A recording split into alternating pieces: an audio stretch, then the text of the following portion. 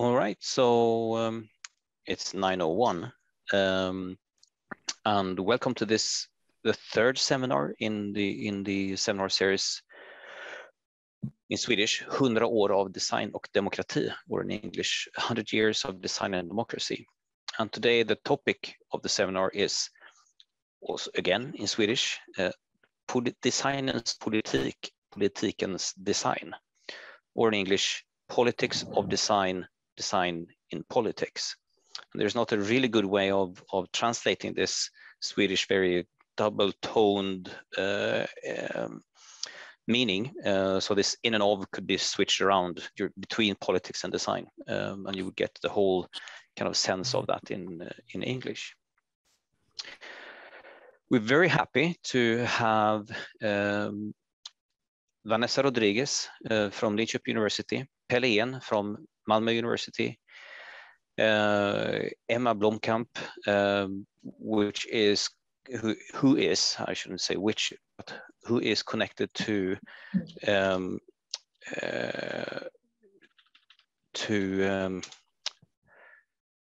sorry, I'm losing. Melbourne University. Yeah, exactly. University of Melbourne, right? And Tristan, who is also running a company called Relative Creative and connected to University of Technology, Sydney. We also have Dan Hill from Vinnova as our moderator today. And without further ado, I will leave the floor to Dan. Great, thank you, Stefan. And welcome everybody. I'll do a little introduction, very short introduction to each of the speakers just before they speak. And the format for today is we're going to do a quick ish 10 minutes from each of us, just as a sort of positioning and setting the scene kind of statement. I'll go first, and then Pelle, Emma, Vanessa, Tristan in that order. Then we'll have a break actually, because then we'll have been sitting together for almost an hour, and that'll be good time for a break, and then we'll come back for a discussion. So while you're having the break and also listening to the speakers, feel free to put questions in the chat if you want to, and Stefan and I will harvest them so that we can use them in the discussion after the break. And equally, if you don't want to put questions in the chat, just think of some, and then you can wave your hand should you want to later on. So without further ado, I think I will just share my screen to get going on something. I think Stefan has given us the broad backdrop there, that this is in the context of Sweden recognizing 100 years of universal suffrage. Although interestingly, Stefan sent me a link a few days ago noting that when that vote happened, giving the vote to women at the time, actually removed the vote from a few people, young people in particular, because they lifted the voting age to 24, and then they also gave something like 40 votes to rich people for various complex reasons.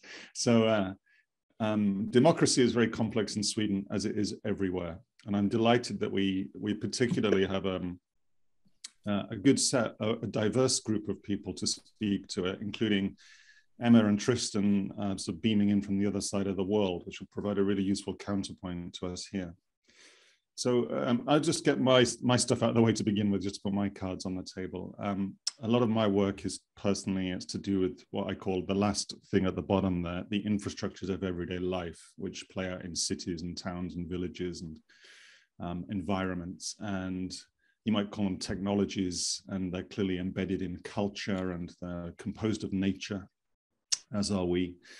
And therefore, what we're really dealing with, as the first paragraph says, I'm doing this slide backwards for some reason, is that we aren't really in a question, it's not questions of technology at this point, and yet our cultures of democracy are very much based around, in Sweden at least, around quite technocratic or technical cultures. And I'd argue very problem solving as well, which is good in many ways, and you can see where that came from. But now we're in a far more complex age where we're dealing with things like value and values and identity and ethics and social justice. And those aren't things you can problem solve in quite the same way.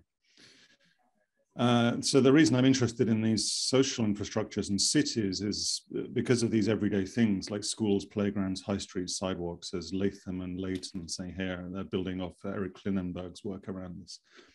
And spaces that create affordances for people to be out amongst other people, and the complexity of that, how you design for those things.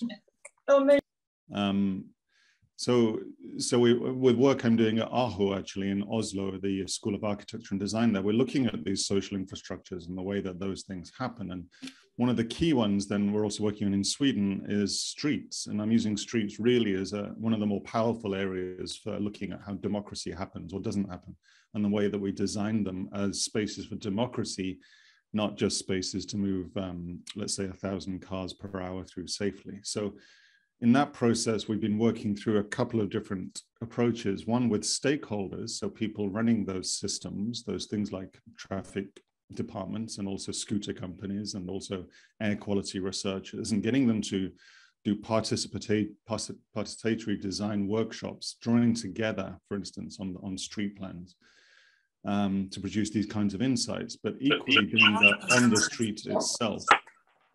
So working with Stockholm Stad and Gothenburg and Helsingborg, and then ultimately letting the street be designed by the street. So this is workshops in Stockholm where we've let the school kids on the street, because these streets all had schools on them and largely dominating the streets, design the streets themselves. So that shifts who has the pencil in their hand, really, from the architect and the traffic planner down to the street itself, where we can think of the street being the residents and the users of the street.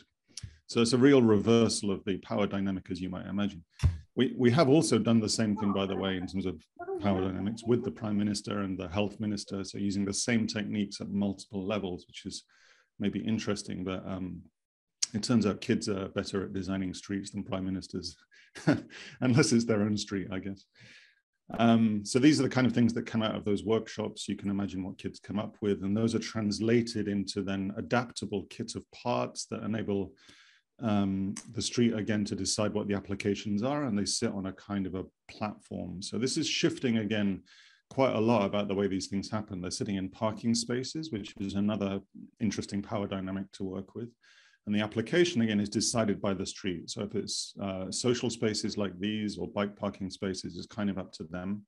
And they can also invent new bits of kits, by the way, which then get absorbed into the system, sort of like an open source version of Lego or Minecraft, spreading now to Gothenburg and Helsingborg and so on. So this is about creating a dynamic of continually asking questions, moving a street from this state, which is a street in Helsingborg, a small town in the southwest, to this kind of halfway step, and getting used to the idea of citizens and others, residents working with the street as their material.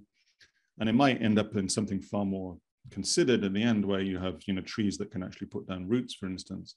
But this enables a kind of half step in that direction and enables you to get used to this participative mode, continually asking questions, and in fact building structures, civic structures in this place to ask these kinds of questions on. And currently it's kind of going okay, let's put it that way. We're getting 73% positive about these changes, which is interesting, given we're taking parking spaces away, which is usually the worst thing you can do to people, apparently. And we're getting more activity on the street and so on. And this is very much inspired, of course, by lots of movements around the world. This is stuff in Berlin I saw 10 years ago, where people are planting their own street, actually. And that happened because the municipality stepped back. They ran out of money to fund planting in the streets. And so citizens stepped forward and started doing it for themselves. So this kind of balancing act between what a bureaucracy does, what an institution does, and what citizens and residents can do, and what it's fair and appropriate to ask of each of those is very much in question here.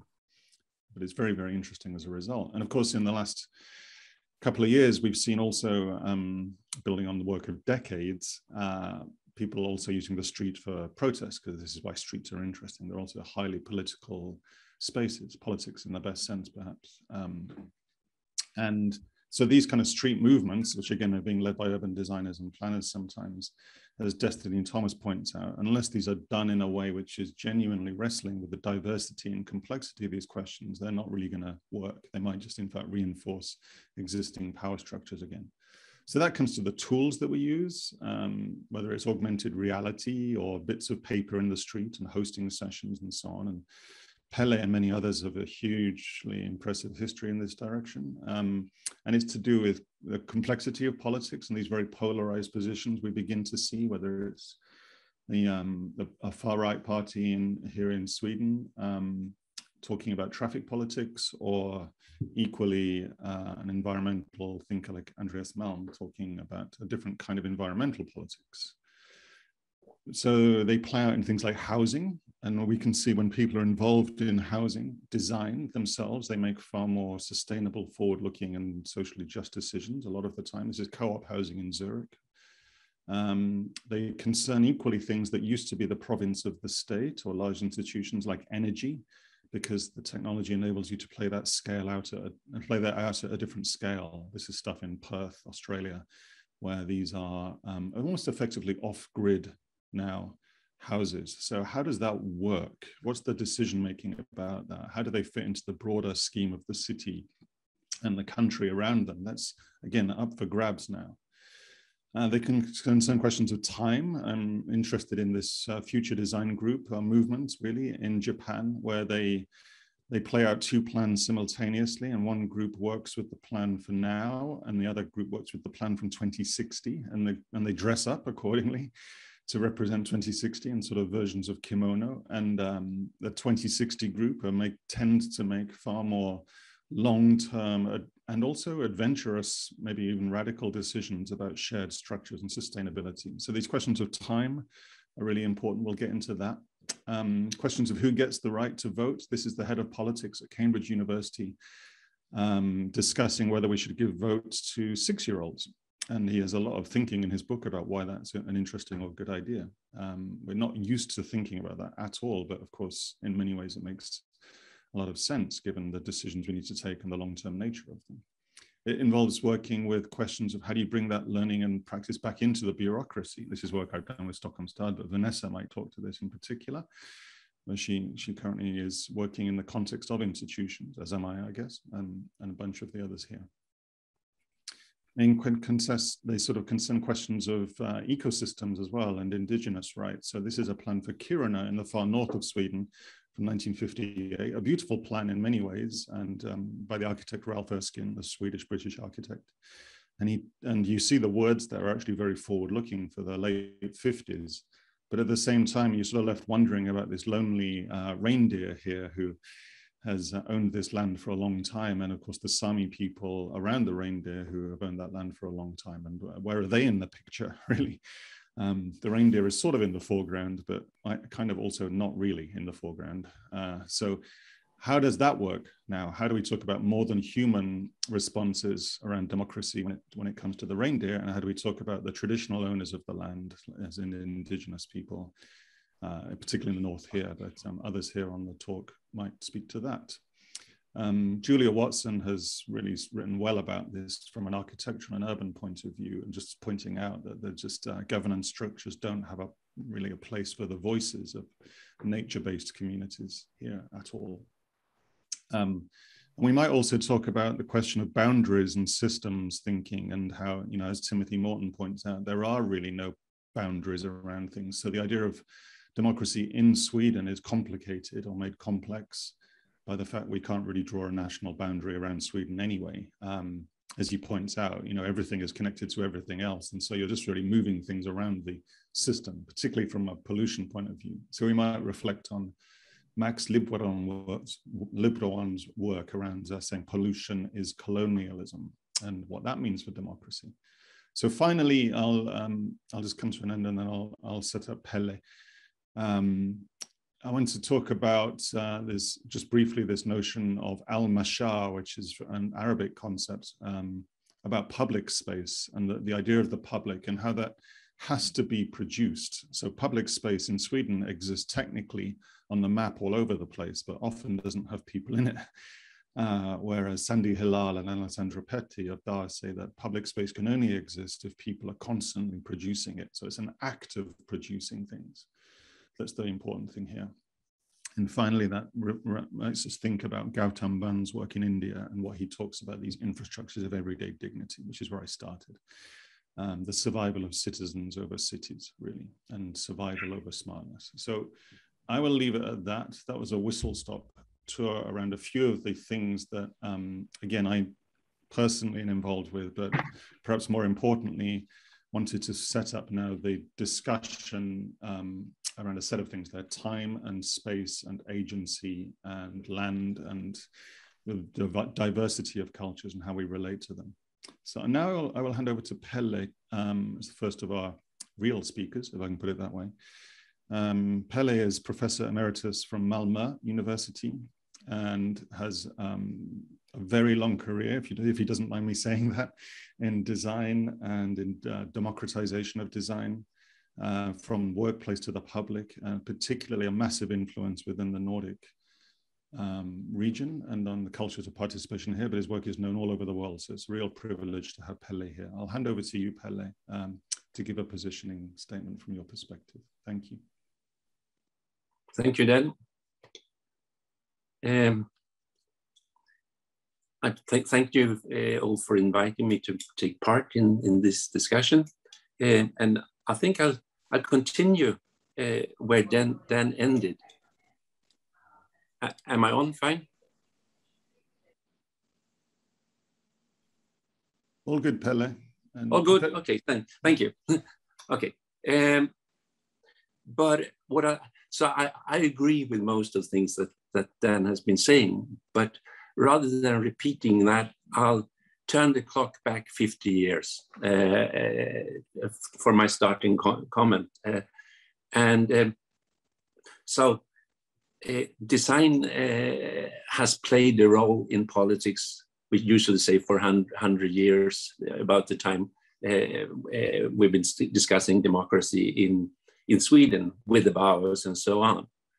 But I'll start 50 years later than that, around 1968. And I guess the story that on design, democracy, and politics that I want to share with you could be described either as half a century lost, a story soaked into ancient white Western patriarchal and colonial culture, or on a bit more positive tone, small experiments in democratic design worth revisiting. And it's up to you really to decide whatever that is, which is the best description of it. I'll start in 1968 with a quote that most of you will recognize. To design is to devise courses of action aimed at changing existing situations into preferred ones. This is Herbert Simon in his MIT lecture, which later became the book on design of the artificial. And what he says, I think, is that design is political, but because it's about changing a situation into preferred ones. But his solution is that the way to do this is that you have a problem which you cannot really get to grip with. You try to reformulate it with the help so that you can use traditional objective methods of decomposition, mass logics, and statistics to solve them. And I think that's been immensely influential. At the same time, 50 years ago, another way of thinking about the relation between design, democracy, and politics was formed in Scandinavia within the tradition of, you could say, democratic socialism. This was the origin of this was in many ways in Norway, with the Norwegian Metal Workers Union wanting to understand what this thing with new technology and planning was. And they asked researchers, designers to help them find out about that, and they did, and produced a report which was collecting dust on the shelves and nothing happened. And they had another take, and what happened with the other take was that they used a strategy from an activist movement in Norway at that time called No to EC, Native EC, and use that strategy of how there could be central support for local action, and move that into the trade union. So the trade union on local level were supported with teaching material and resources, but all the work on how to deal with the new technology was done with local activity groups on shop floor. So that model then spread in many ways to Sweden, to Norway, to Denmark, and around in many projects.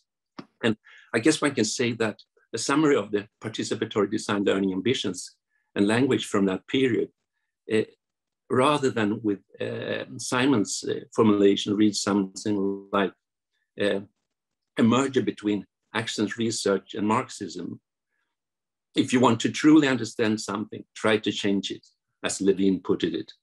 Or the philosophers have only interpreted the word in various ways. The point is to change it, as Marx put it. So these were more activist notions of design and politics. And for so in the 70s, when this happened, this is the period when, if we look at Sweden, it's a time when Olof Palme, the prime minister, declared that the 70s was to be the century when democracy entered beyond the factory gate and the office into the office floors. So there was a strong feeling of that democracy was going to take a second leap, and that's the frame within where this happened. And if I should say one thing, maybe we could say that this took place, if we look at Sweden, with the framework of the co-determination law and the new work environments laws in 75. That's the background. It's not to say that these laws in any way were a success or anything, but it sets the climate for when these things happened. And one, if I should put it, one positive contribution maybe from that time, it was the design workshop. I think we inherited ideas from actions research, from Paulo Freire and his conscientizations pedagogy of the oppressed, and added to that some activities and actions which were inspired from design. So we were forced to develop design games, working with mock-ups, prototypes, etc., because this was the only way to have a real participation in these groups. And I should also say that these groups, whether they were based on local factories or offices, trade union based, they were, you could say, they were not. Everyone was not in it. It was for those who were underprivileged or marginalized or with less resources. So it was not a workshop where everyone comes in. If we then move forward, one of the more interesting things that was happening happened in the printing industry when there who was challenged in all kinds of ways with new technology. People were fired and skills were reduced, etc. And in a project we called Utopia at that time, alternatives were developed based on the skills of skilled workers and trade unionists. If I so an alternative comes up. This is between 80 and 84. An alternative for new based skill-based alternative was developed, but it never hit the market. And if 75 was an important year for the the emergence of the Scandinavian participatory design movement. Maybe we can say that 85 is another turn, but now maybe more like the end of it, in the sense that, and the story that I want to tell you is that there was this system, skill-based system for newspaper production that was produced or was designed. And at the same time, interesting things were happening, for instance, in the UK with alternative production based on, among other things, the experience from the Lucas airspace closed down and the idea of civil production. And Mike Cooley, who was the leader of that, was also influential all over UK at that time, including being part of or associated with the Greater London Council, which from the late 70s has had a young democratic socialist body of people really wanted to trying to change the UK and the world. And they had something associated with it called the Greater London the Greater London, I don't remember the name,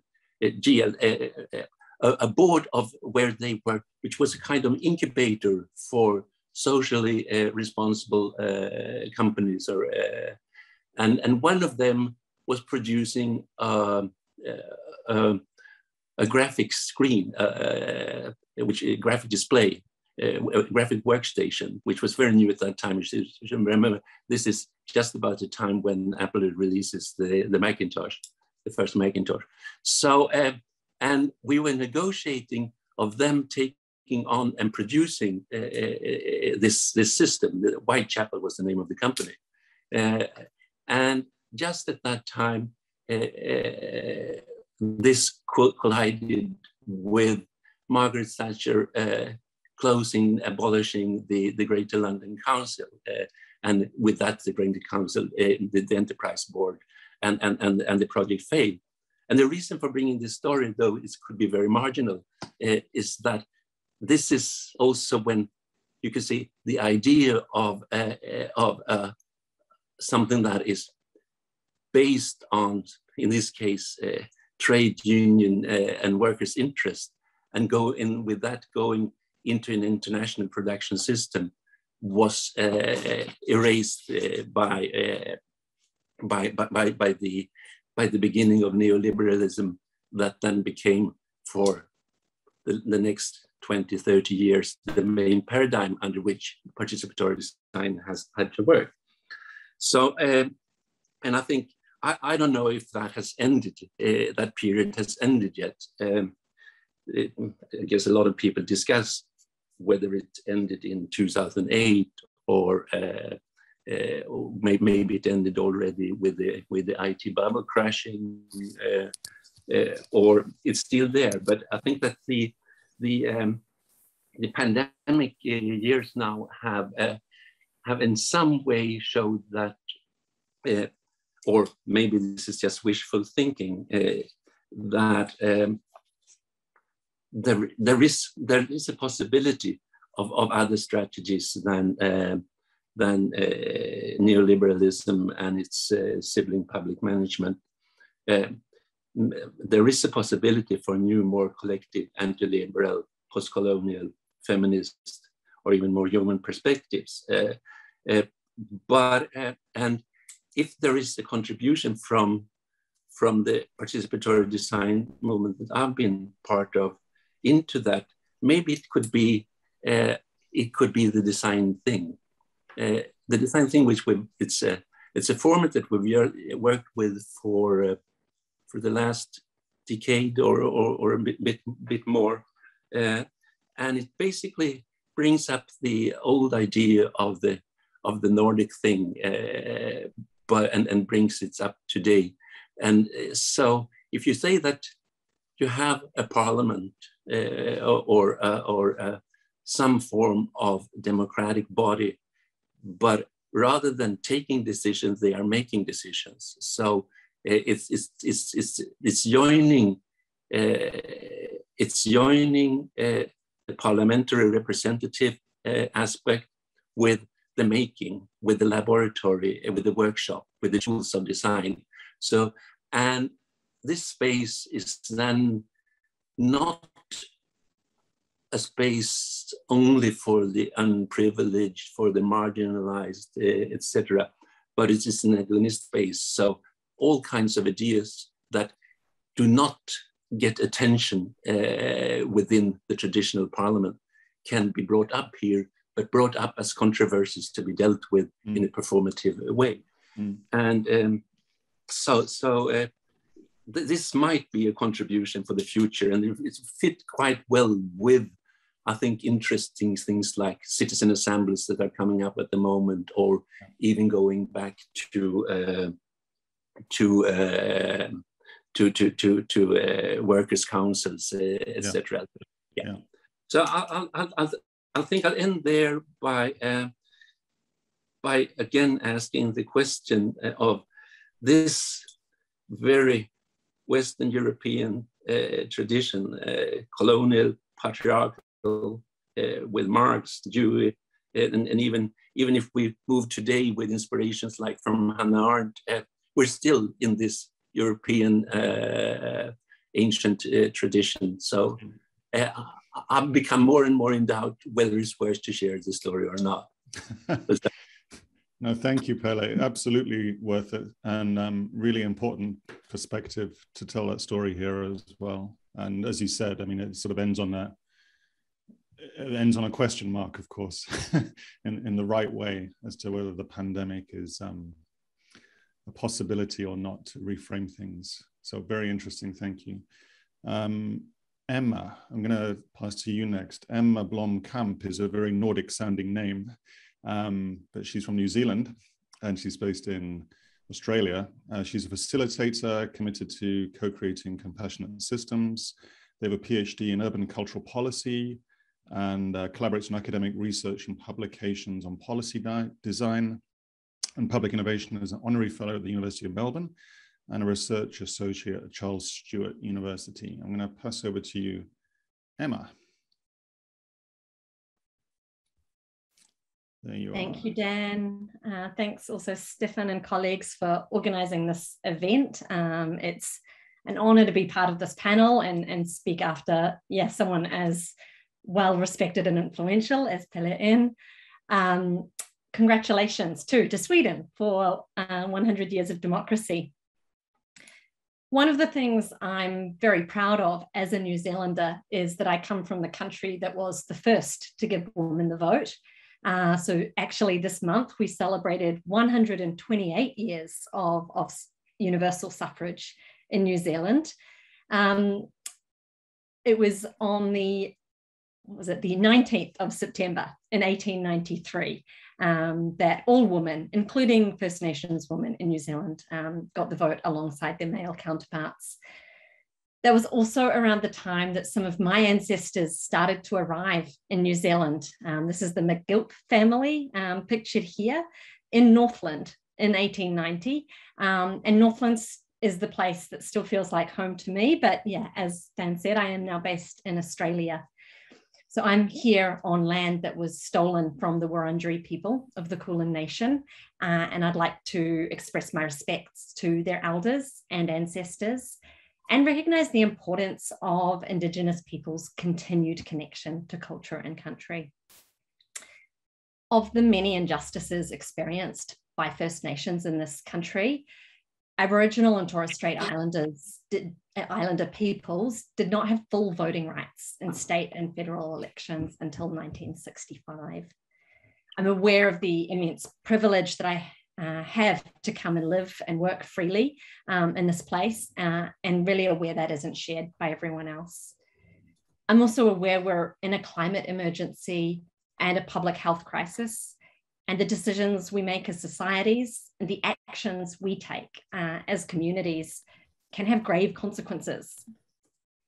Design and democracy, we might argue, is more important than ever. I'm really passionate about using creative and participatory methods to bring different kinds of people, different kinds of voices, different kinds of knowledge into spaces where decisions are made about the rules and resources that shape our lives. These days, I work with a lot of other designers and change makers in the public purpose sector who want to better engage people in their work to co-create more equitable and just outcomes. We follow in the footsteps of the Swedish and other Nordic forebears of participatory design, as well as following the deep wisdom of Indigenous cultures who have been gathering, communicating and making together long before we came up with this term co-design that describes a lot of the work I do. And the people I work with tend to be interested in how to identify and share power and work in ways that heal rather than ways that harm. Yet, many of us are also part of privileged groups working in patriarchal and colonial, and I would say still neoliberal systems. And it can be extremely challenging to overcome some of these structural and cultural barriers whilst surviving, if not thriving, in advanced capitalism. I want to use this opportunity today to highlight a few of the challenges I've noticed in doing the work in these kinds of spaces. So these are things I've experienced and observed as a researcher, practitioner, educator, evaluator, and coach. They're also shaped by time I spent exploring the role of government and significance of cultural and community well-being in my PhD nearly a decade ago. So these are some of the questions that drive my work and that I'm delighted we are discussing today. So a really common refrain in research on design thinking and practice in the public sector is the clash between, on one hand, linear, analytic, rational models of evidence-based policy, and on the other, the more experimental, intuitive, and creative processes of design based on what gets called abductive reasoning. I'm not a professionally trained designer. In the academy, my home discipline is political sciences, where traditionally and still today, many scholars and teachers promote the policy cycle. Yet, just like the double diamond in design, experienced researchers and practitioners know that is a fairly crude simplification of reality, which is often messy, complicated, and compromised. Interpretive policy analysts who are on the fringes of political studies also use abductive reasoning. They or we see policy as a craft rather than a science, and recognize the importance of local knowledge, as well as the complexity and contingency of the social and political world. Some of these ideas are coming up in research on design for policy and public innovation, which has been highlighting the methods, techniques, and tools that are part of everyday practice in the public sector.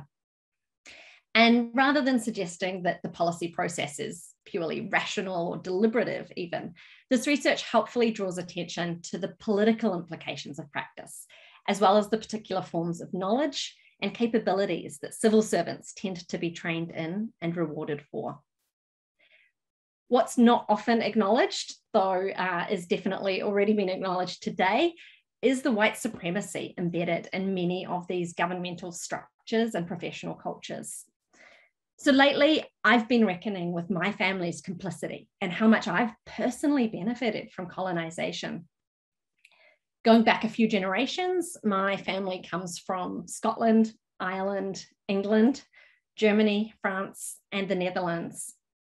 Our social and economic situations improved as we benefited from land taken from traditional owners in South Africa, New Zealand, and now Australia. I've personally benefited from the cultural capital and relative comfort that I grew up in, as well as the public health and education systems that sustained and supported me growing up in New Zealand. I've learned a lot from being part of a multicultural society in a bicultural nation, and also then later working and living in cultures and languages that were different to my own. Yet, if I'm honest, I continue to be surprised by the blind spots of my whiteness that are occasionally exposed. So to give an example from earlier in my career, a government department commissioned the agency I was working in to educate, among others, an Indigenous health organisation about design for social innovation. I flew down to find the health workers there hadn't asked for the training and didn't want me there. It was so awkward. And I still cringe realizing how I represented the latest effort to colonize their work. These days, I hope I'm much more aware of my positionality, and I encourage my peers and clients to consider and confront their power and privilege. I try to steer clear of any white savior type work.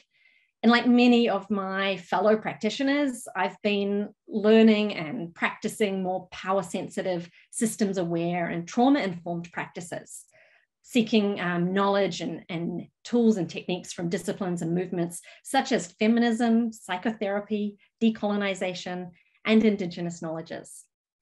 Even so, many of the models that we use in public design and social innovation are deeply Eurocentric, and I'm learning to think more critically about the origins and rationalities of different tools and methods.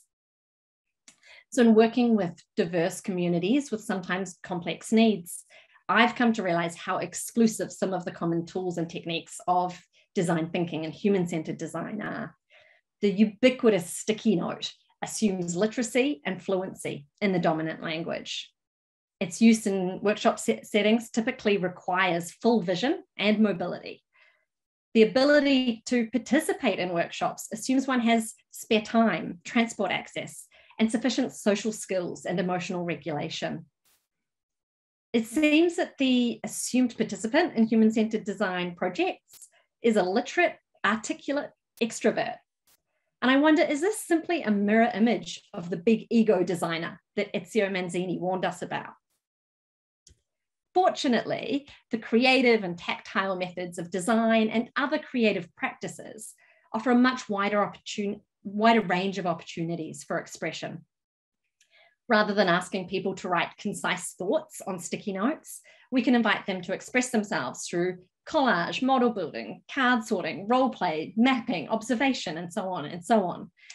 The challenge of moving online, especially during the pandemic, has actually created more opportunities for more inclusive, flexible, and accessible modes of engagement in co-design. The model pictured here, which you probably can't read, but you can access in the journal article by Davis et al.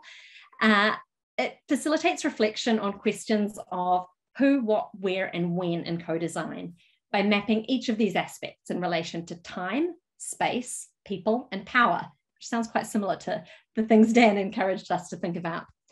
I've heard, for instance, from introverts, how relieved and delighted they are that we're shifting away from co-design as workshop towards more asynchronous and multi-choice modes of engagement.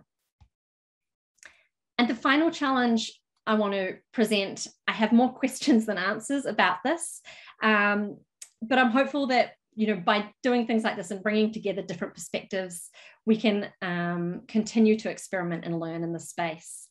So in relation to co-design and representative democracy, I'm wondering in particular, firstly, what's the accountability for co-design groups designing public policies and services? We vote in politicians, and policy workers are subject to performance management regimes, but who are co-designers accountable to? And to what extent can we expect participants in a design process to take responsibility for their contributions? Secondly, who gets to decide what happens in co-design? A long-running debate that I have with my friend and former colleague, Pelle Ehn is whether co-design means co-deciding. We both agree that we need to distinguish between tokenistic forms of consultation and more meaningful forms of participation in co-design or participatory design. We also agree that co-design should be about sharing power. Yet I think we lack sophistication in our language and models of decision-making in co-design practice. I also think we could look to citizen assemblies and other forms of deliberative democracy and participatory governance. But I keep coming back to the fact that we don't live in a participatory democracy. So I'm curious about both the possibilities and limitations of power sharing and participation in public design and representative democracy. In In particular, how do politicians fit in? So we often talk about privileging lived experience and valuing diverse perspectives. Yet, how does this relate to the political process and electoral system? Where is their dialogue with elected representatives? What is their role in a co-design process? So, in summary, I've shared a bit about who I am, the work I do, the systems I'm part of, and the questions I'm asking. I've highlighted 4 challenges I've observed from working in the space. They're reframed here as opportunities because that is something that design has taught me to do. I see huge potential in these spaces where design and democracy interact, but I know we need to keep experimenting and continuing to have open and critical conversations about both the potential and limitations of the methods and mindsets in the tradition of participatory design. Thank you.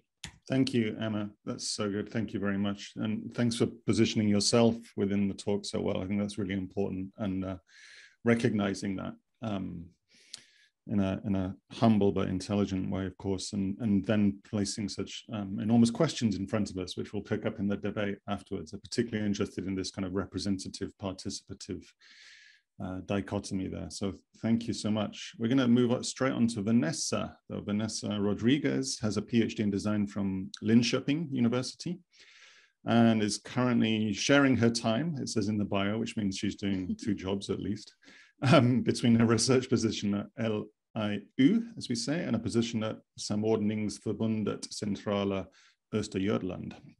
So Vanessa, over to you if you'd like to share your screen. Fantastic, we see it. Oh, yes. Off you go. Thank you so much, Dan, for that introduction. And thank you, Stefan and colleagues, for hosting me here. This is a tough act to follow after 2 brilliant speakers before me, but I am really thrilled to be here and talk about my observations from working within Swedish public sector. Right now, I'm drawing on my experience as a service designer working at the Samordningsförbundet, which is the coordination agency for unemployment services. And we work in collaboration with the Swedish Unemployment Agency, the Social Insurance Agency, local regional government, and the municipality, just so you understand where I'm coming from within the system. And also drawing on my past experience as a design researcher and my interactions within Swedish healthcare. I would also like to acknowledge the privilege that I have for working within Swedish public sector, because I'm originally from India, which is touted as the largest democracy in the world, although I'm also fully aware, given the current political climate, that it is possibly not the most democratic years that we are seeing currently. And with that, I'm going into my talk on plop goes the practice. So, do we move? Yeah, there we go. Why plop? Well, because I needed a catchy title and a nice little acronym, because acronyms are easy to remember. And the way I've structured the challenges that I'm seeing as part of my practice is related to pace, logics, organizational structures, and people. So I'll start off with pace. And here, this is a very layered understanding of pace that I have, because the iterative experimental nature of design processes move at a different and comparatively faster pace than existing institutional processes. The speed at which initiatives can be piloted or implemented can be further exacerbated by slow decision-making that we have as part of our systems. So while it may be possible to imagine several futures, getting to one or any of those futures can really be a long, drawn-out, cumbersome process. On the flip side of this is when design processes may be rushed, compromising it to some extent, I think, in order to produce certain outcomes or deliver certain results. And this may be influenced by several factors, including provoking discussion, securing funding by showing a prototype, sometimes a performative measure of success, or it could be because it aligns with certain political agendas of elected representatives. As an example, I could cite the development of what we are working with as called the Welfeds Guide, which is a platform for people, which is touted as the 1177 of welfare. And for those of you who are not aware of what 1177 is, it's the coordinated care platform that we use in Sweden. And Välfärdsguiden is the counter service that would be then to kind of coordinate all of the welfare services that we have in Sweden. And this was initially designed as a prototype to spark discussion, because we saw that there were gaps occurring in the system where people are falling between the cracks. And the prototype was developed to question, why is it that we have difficulties working together within our organizations? And I'm happy to say that we had our first that we officially launched the website on the 1st of September, which is the reason why we have also been able to secure some funding to develop this idea and see how might we move into making something like this a reality. Space is also, for me, very closely coupled with time, because a lot of design work is also undertaken in short-term projects, which makes it tricky to anchor with long-term perspectives and ensure continuity. And I think underlying this is also the need for certainty. Design as a process and in the way of working does not guarantee or promise any sure shot results, but orients more towards preferred outcomes. And there's a lot of uncertainty. And I think this is something that the public institutional logics are fundamentally uncomfortable with, and it requires a lot of trust in the process. So the question that this is bringing up for me then is, how do we work at the speed of trust? The next point that I'd like to go to is battling logics. So the underlying assumption of welfare, in my observation of the organizations, tends towards what people do not want to do. In the context of unemployment, this might mean people don't want to work. And as a result, you have more of a command and control sort of operating logic, which hinges on management of dependence and risk. And I also get the impression that visions towards which institutions are working and the preconditions for achieving those visions are sometimes muddled. And there seems to be a lack of a shared picture. So instead, we could ask, what would happen if we operated on the assumption that people wanted to live a better life, or that they wanted to engage in meaningful occupation? And here the efforts could instead then be directed towards building capabilities instead. So in reframing logics in this way, I see two opportunities, and this is also echoed in discussions that I've had with other colleagues, is one for elected representatives or politicians to influence this kind of a narrative or to signal how institutions could operate or think. And the other is for design to confront the hard questions and facilitate a collaborative creation of shared vision, as well as to gradually change operating logics.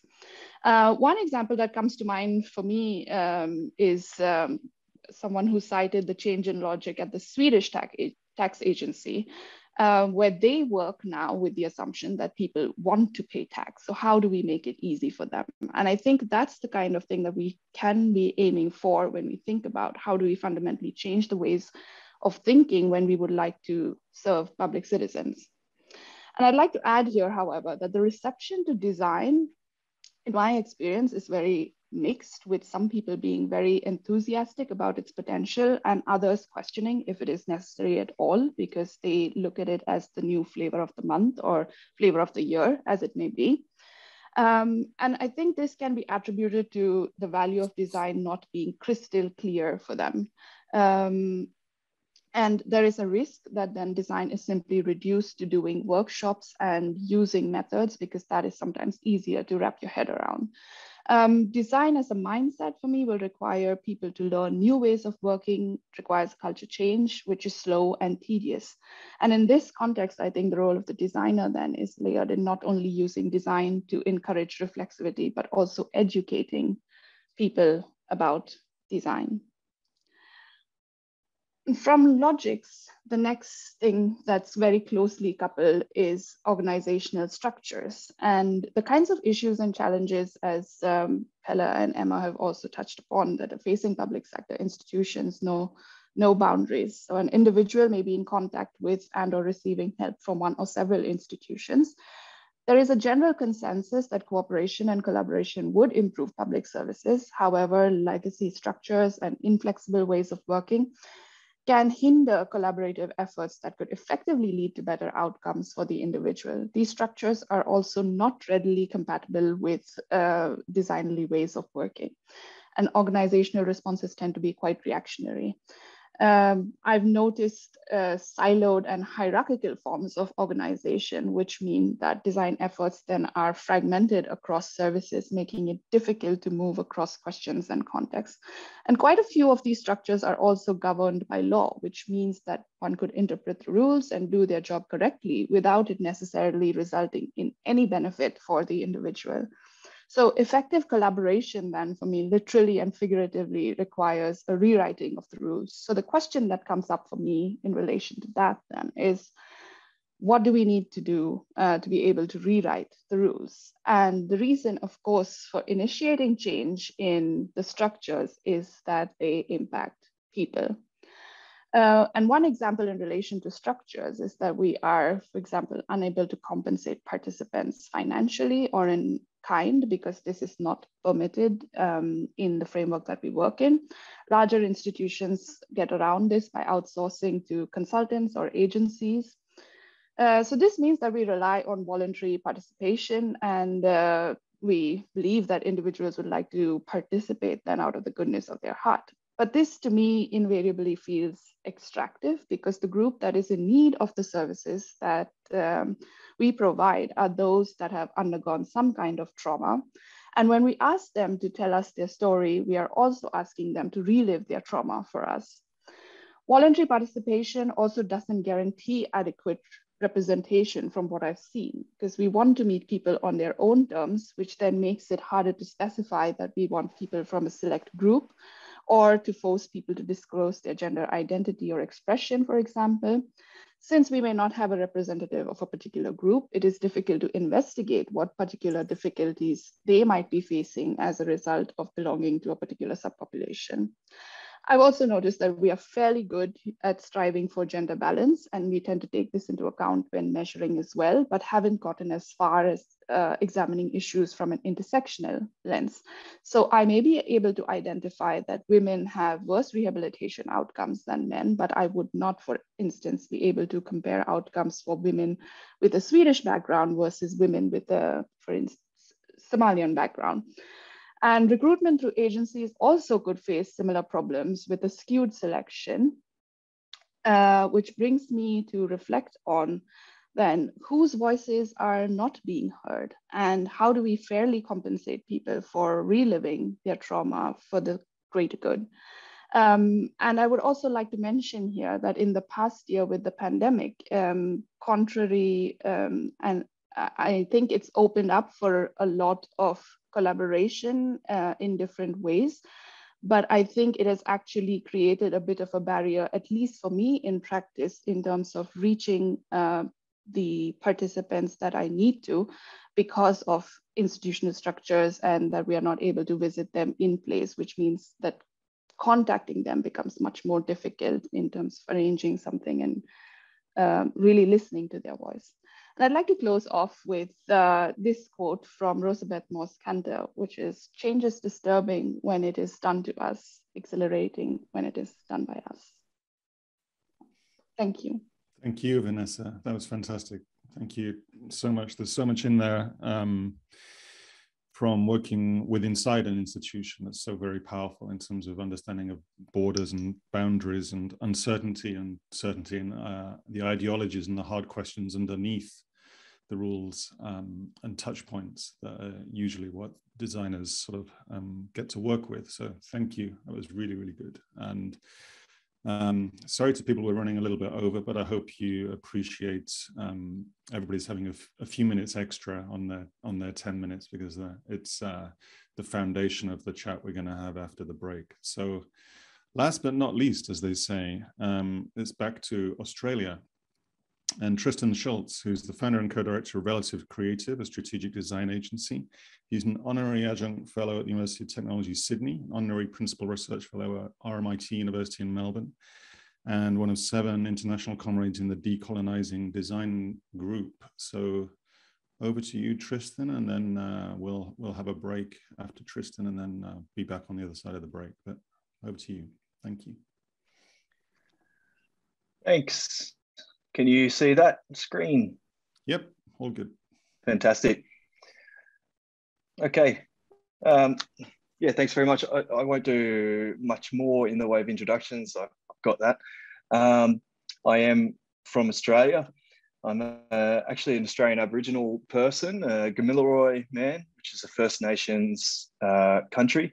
Near here, where I've grown up, this is a picture of Burleigh Heads, or Gulligal, on the east coast of Australia, in a city called the Gold Coast.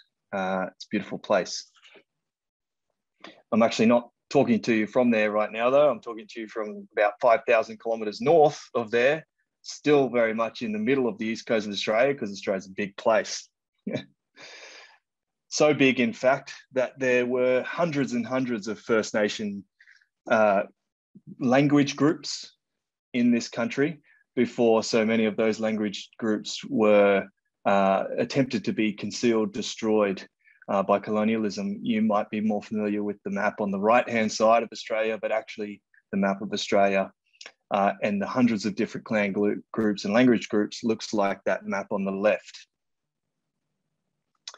So it's interesting, there's been some great things to touch on that I'm just going to springboard from now. So I might do that. And, you know, right from the start, Pelle spoke about, you know, went go 50 years back and spoke about that moment in 1968. Well, we had a moment in the late 60s as well, called the 67 referendum. Until that moment, Australia certainly was not a place of universal suffrage. It wasn't until then that Aboriginal and Torres Strait Islander people, Indigenous people in Australia were allowed to vote. And that occurred by a referendum when 90.7% of Australians voted in favour of letting these people vote. In fact, voted in favour of having them into the Constitution as being regarded as real humans, people, rather than in there as flora and fauna. So we have a deeply troubling history of colonialism and a false democracy in this country. You know, to the point where we stole thousands and thousands, generations of Aboriginal and Torres Strait Islander people, known as the Stolen Generation, and put them into government-run institutions all the way up to that date where they were even allowed to vote and beyond. You know, having obviously devastating intergenerational traumatic repercussions. Speaking of land and democracy and ownership, well, it wasn't until 1992 actually that in Australia, Aboriginal people started to, well, won a court called the Margot case, won in the High Court of Australia, a case that gave Aboriginal and Torres Strait Islander people rights to land, but those struggles are still fighting today as well. We have a thing called the White Australia policy, where in 1901, the very first act that was created in the federation of this country was an Immigration Restriction Act to say that only white people, in fact, anyone that was not British was not allowed in the country. And that didn't really get disbanded until, you know, the mid-20th century as well. So look, I just wanted to give you a broad brush overview of the politics in which I come from, which are dense. But the research and the practice that I come from and have been working on for quite some time now is around design and futures and decolonial studies and decolonial thinking. And in particular, sort of mapping practices, critical mapping practices that help people kind of think and talk and mobilize futures and options in their worlds. It can look like many different contexts. I'm not going to give you sort of a case study or a series of case studies of my work today, but I just give you a few image vignettes of some of that work. You know, this is a vignette of work we're doing with the Kingdom of Tonga to help them develop a what's known as an LT-LEDS, a long-term low emissions development strategy, or a zero carbon emission strategy to deliver at the UN in Glasgow next month. And so it's a massive participatory design process that's been going about 2 years so far, and it's still ongoing. Unfortunately, because of COVID, it meant that I've done the whole damn thing virtually using Zoom workshops rather than being in Tonga. But that's fine. We can't go to Pacific nations because those nations, for the most part, don't have too much COVID. So, you know, it looks like this, and those mapping practices you can start to see there. You know, we do a lot of work locally as well. This is just a picture of what we've called the Gold Coast City Futures Forum, where we push and prod at the Gold Coast, our local city, dig where we stand to hold them to account to just transitions in a green new world through participatory processes such as people writing postcards to their future. We gathered hundreds and hundreds of postcards of people writing about the year 2050 and culture in the city in that way. Sometimes those mapping and participatory processes can look like this, where we have groups of people come together for week-long design and futures thinking workshops that coalesce into you know, large maps and a bunch of mess on the floor. But then I guess the important part is me doing the work to deliver that back in a professional manner and archive that process for them using my own professional and technical design skills. The Commonwealth Games came to my city. The Commonwealth Games is like the little brother of Olympics in our area for all the colonial countries come together and have a race. And there's obviously a festival that goes with that, an arts festival. And we thought we would push and prod in that arts festival and use it as a platform to talk about some serious issues. So one of the things we did was roll out these futures maps for 3 kilometres along the beach of our city. And those maps were as a result of about a year worth of participation of people and kids and adults and everyone developing their own futures maps using a digital platform that we'd created, using sand stamps that we'd created, and some other, you know, techie augmented reality stuff. Okay, so, but really what I wanted to get to today was, you know, at the crux of this, we live in a time of, you know, no direction. We feel directionless. And how are we going to design knowing this? And so I just put some thought to this in relation to democracy, really. And so I'm just going to leave that slide up there for now. Well, I kind of mull on some of those thoughts and mull on my experience in participatory design over the last decade or so, both from a theoretical, methodological, and an extensive kind of practice-based perspective. In that, you know, this universal notion of participatory design, there's a tendency to overestimate its ability to equalize power relations and invoke democratic practices, because it assumes that those Western liberal worldviews are universally shared. But as has been touched on today, there's many other local kinship and Indigenous power relations that might be in place that don't fit the mold of kind of universally shared power relations in a room.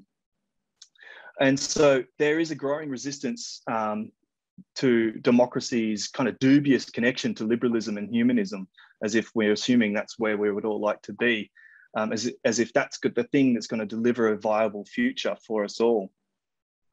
And post-colonial thought has done a fair job at kind of critiquing this. Post-modernity helped us out with that, but it was still from that kind of European-centered view.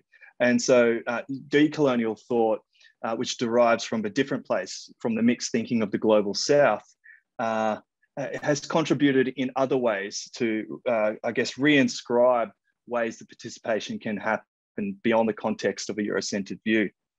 It's not that the two clash with each other. They are commensurable. It's just that the Eurocentered view has dominated conversations. But certainly from a decolonial perspective, it would command a presence of a pluriversal democracy. And I don't know if people have done too much thought about what that could be yet, but, it's problematizing things from an ontological and an epistemological perspective. So a pluriversal democracy would be a democracy that looks for those ontological commonalities in worlds, but finds the differences. And so it would recognize the arc of current futures in which the time when Western civilization posits itself as superior is over, and that 500 years has been done. And around the globe, there's a momentum of options arriving from marginalized and repressed communities that may offer more sustainable futures. And this is really what we're hearing is going to be playing out over the next 50 years. So we've heard about the last 50 years of design. I wonder about the next 50 years in the forthcoming decades, where we're moving into a world order that's going to be decided in the struggles, negotiations, the competitions and collaborations between, vastly different worldviews and trajectories. What Mignolo calls a polycentric or a non-capitalist decolonial option is one that is one of those options amongst others, amongst a neo-colonial option, amongst a spiritual option, and some other things. If we think about Tony Fry, he goes much further back than 500 years, more so to, I guess, the last 16,000, 13,000 odd years, where today perhaps 10% of the global population are refugees, and there's a large number of internally displaced people. So we can think back to the 12,000-year epoch of human settlement as coming to an end, perhaps once again, and being replaced by an age of unsettlement. So, Fry warns us to think about that human psyche and the unprecedented risks of conflict that will occur, and what we might learn from the 160,000 years of human movement that preceded that 12,000 years. So if these trajectories are the case, the globe is moving towards an age of unsettlement. And an age of unsettlement is adversarial to democracy, to what democracy currently caters for. And so democracy is going to need to find a way to cater for those conditions of limitation of freedom, or, which is also mostly adversarial to the concept of at least a neoliberal democracy, through a kind of a capitalist lens of democracy, which, needs compound growth and a spiral of that compound growth to something like $160 trillion over the next 25 years, which is completely unsustainable. So what needs to be controlled, through which freedoms, through democracy, with what constraints, are the big questions we're going to need to deal with from a participatory design perspective. How is everyone going to have a say? What radically new service designs will need to emerge from those voices that have otherwise been marginalized and oppressed? Design labs have some of these questions front in mind, but they all too often tend to focus on innovation, entrepreneurship, rather than transforming the root system in itself. They focus on what neoliberalism wants them to focus on: individualism, self-improvement, kind of forgetting that that's about people blaming themselves for these problems, when they actually need to be dealing with blaming neoliberal capitalism and its relationship to democracy. So how to limit compound growth, how to cut carbon out of the ground, how to care for all, not just the elites. We've heard some quotes from Marx so far. Another one is about, Marx always saying freedom is only possible when the necessities are provided for the basic aspects of life. So when healthcare, education, transport, and basic food supplies are a free right to all, many of you in social democratic countries have some of these rights. In Australia, it is not the case. In many other neoliberal democracies, these things are not the case. Free markets favor elites. Freedom is abandoned. And so how do we get back to the right kind of regulation and control? So we're now apparently at 400 parts per million of CO2 in the atmosphere, more than anything that's happened in the last 800,000 years. It means a lot's locked in. But how are we going to have freedom inside democracy with constraints that create regulation and policies that restrict any more CO2 going up?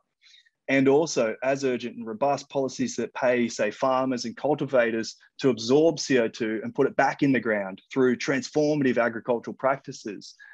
And they reckon it needs to be through root crops that are more than 6 feet deep to keep that CO2 down. So here's some questions, some crucial questions, perhaps for the next 100 years of democracy. How might one, create a design practice that collaborates with people intent on navigating decolonizing options. And with those people complicit in defuturing, taking away time, yet open to transfer their trajectory to those decolonizing options. How do we contribute to a pluriversal democracy? What does that even mean? Well, I know one thing, it's probably no less historically transformative than the Enlightenment itself, yet it can't be the same universalizing ambitions that the Enlightenment was. It needs to focus on articulating heterogeneous options for futures. How do we contribute to a pluriversal democracy that on the one hand recognizes remaking urgently needs to unfold, but on the other, that remaking needs to be plural and needs to be patiently unfolded over an indefinite period of time? And finally, how do we designers balance the imperative of designing or eliminating designs swiftly in the face of the problems we face, yet with an ontological urgency at the same time? So, thanks. Thank you, Tristan. That was fantastic. Thank you so much. I wanted to recognize as well a very powerful way that you started there. And we're really delighted that we've been able to connect Sweden and Australia specifically almost in this way. And I know this is in the context of celebrating 100 years of universal suffrage here, but just to recognize as well, in 1921, Sweden set up the State Institute for Racial Biology, which was the first Western nation to look at eugenics in that way.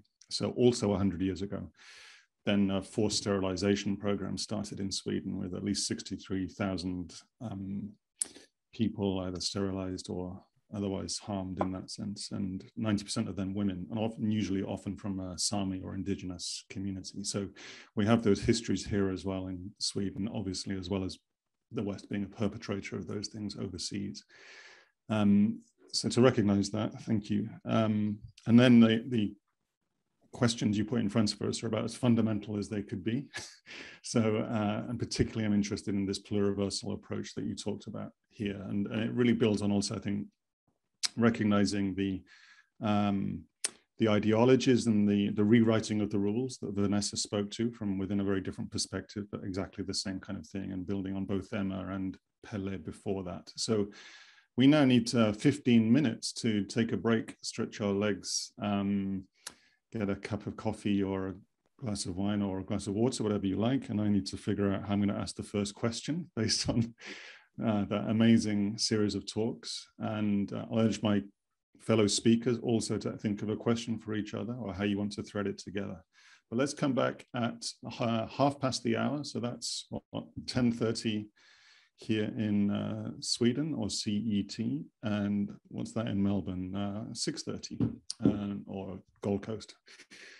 All right, see you shortly in 15 minutes. Maybe turn your cameras and make sure you're on mute, but please stay connected, and I'll see you at 1:30. Thank you.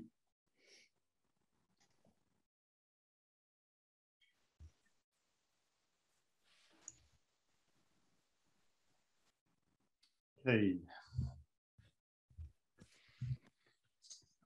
Okay, everybody. I think that is 1:30. I'm going to say 1:30 because I don't know where you all are. I see Tristan and Vanessa and Pelle, Emma. That's great. And hopefully Stefan and others are kicking around too. There you are. Hello. I just said to Stefan he should feel free to obviously join in, and a reminder to folks as well to put questions in the chat and try and stay on mute otherwise, if that's all right, just so we can hear the speakers speak. I see some questions going in there, so that's great. So thank you so much to Vanessa and Emma and Pelle and Tristan for that fantastic framing beforehand. Let's let people get on and off mute. Thank you. So powerful, and really struck by. I'd quite like to start with Pelle actually, because he went first and then heard three very interesting follow-ups, and I really appreciate where Tristan ended up and also where Pelle started. It's almost like we've been bookended by an investigation of the last 50 years and then the last 50,000 years simultaneously. And I'm really interested, obviously, in the next 50. I think everybody talked about that in different ways. So I wondered if I could almost start, Pelle, with you with a very simple question in a way. You gave us this very powerful sense of, I think you said 50 years lost, or, you know, sort of a series of small experiments that could be quite powerful either way within the last 50 years or so. And you left us with this kind of potential reset or pause at least. And you said it could be 2008, or it could be the pandemic, or a series of things. And in that sense, you're setting up almost like a pivot point and suggesting the next 50 years could be reframed around something else. So I wonder, from your perspective, as what you heard, in the same way that I also heard Emma and Vanessa and Tristan lay out powerful questions and ideas, what did you hear in their talks that that maybe helped you frame the next 50 years? Or, well, what could the next 50 years be framed around, given as you started with this perspective of the last 5 decades? So that's a hard question and a simple question in a way. It's like, what did you like in terms of what you heard is one way of framing that. But equally, I'm also asking you to set the agenda for the next 5 decades. Okay. I liked a lot what I heard from all three of you, well, I guess I would need to start with Marx and Engels and say it's like it's not my task to design the soap kitchen for the next 50 years, and in some way. It is, we're all part of it in the now. So I guess if I should, and so I will not really be willing to try to offer any advice beyond what we heard from the 3 others. But let me make a thought experiment, and going back those 50 years, or say to the late 80s when neoliberalism and globalization hit at least the West, and in many destructive way hit it also the rest of the world. That I think in one way we were at the peak of co-design then in terms of tools, techniques, method, etc. I mean, you guys have done marvelous work later on and developed, but some of the core ideas and practices were set. And then time went on, and I'm wondering if we were able to see that there's been that shift at that time, that shift from something post-war social democratic hope for an enlarged democracy replaced by neoliberalism and globalization. How much did we see, and when did people start to see this, and as a consequence of that change the design approach? And I'm thinking, if whether it's 2001, 2008, or now, that something of a similar kind might be happening, how do we see that, and to what extent are we able to adjust approaches, tools, methods, techniques, politics, etc. And I'm sure that Tristan, Vanessa, and the others have good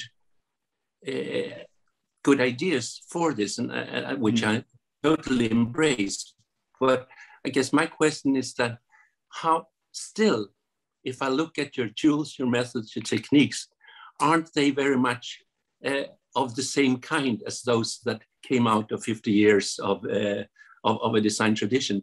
And to what extent is that a problem, if that is a problem? Do we need no new methods, tools, techniques? Politics definitely, so what's the kind of break that is needed? Yeah, I think I'll start with that.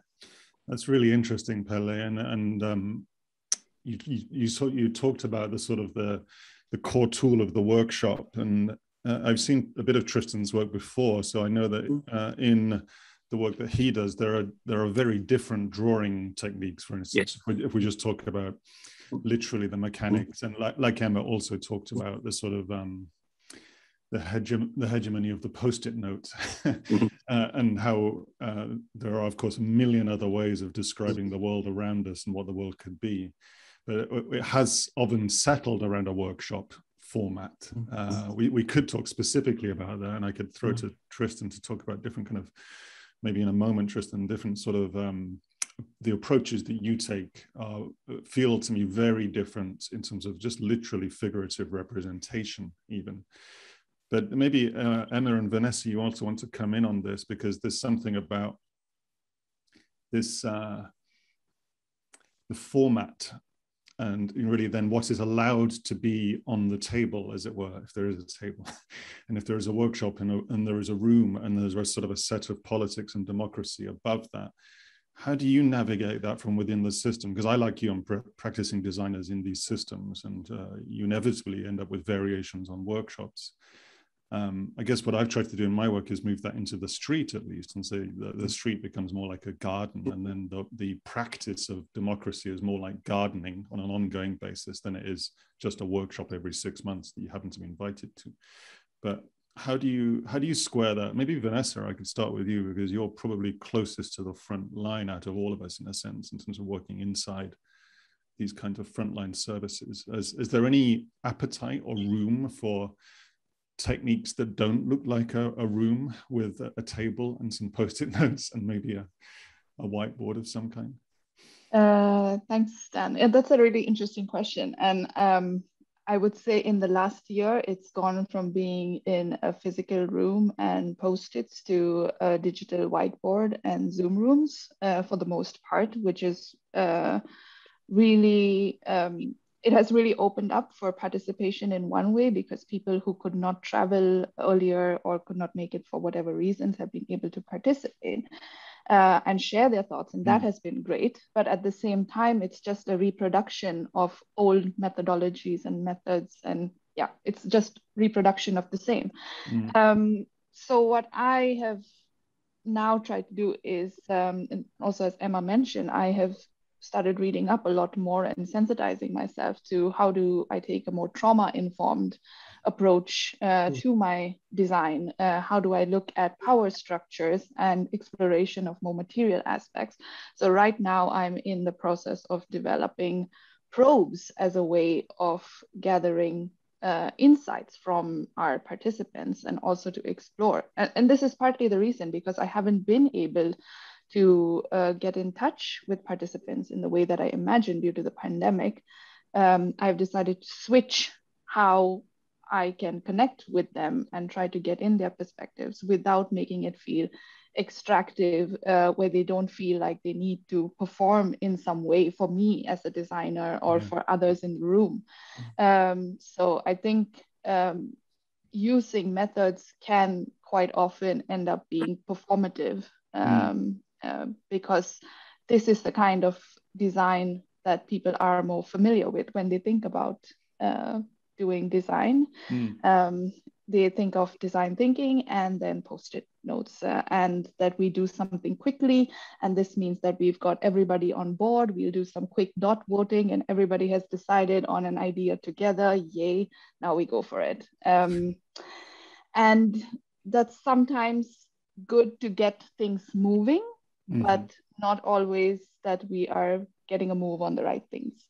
Yeah, no, that's interesting. And I didn't necessarily expect this to take such a quick turn towards methods in the conversation, but seeing as we're here, I think, yeah, incredibly interesting. Personally, I ban Post-it notes, which is probably a bit overly didactic, but I'm also interested in, again, these more performative in a different way, perhaps, like Ron Finley's work in LA, where he's building gardens in parking lots and farms in parking lots, and as a participative process, or Tyson Yunkaporta's work around in his book Sand Talk, where he talks about a very different rhythm and culture around discussion and the place that you have there and the looseness of the time in a far more sophisticated way, it seems to me, than most things I've come across in a workshop context. But Tristan, maybe if I can pass to you, because the previous time we met was in the context of an RMIT-led conference, and you were talking a bit about your approach to drawing.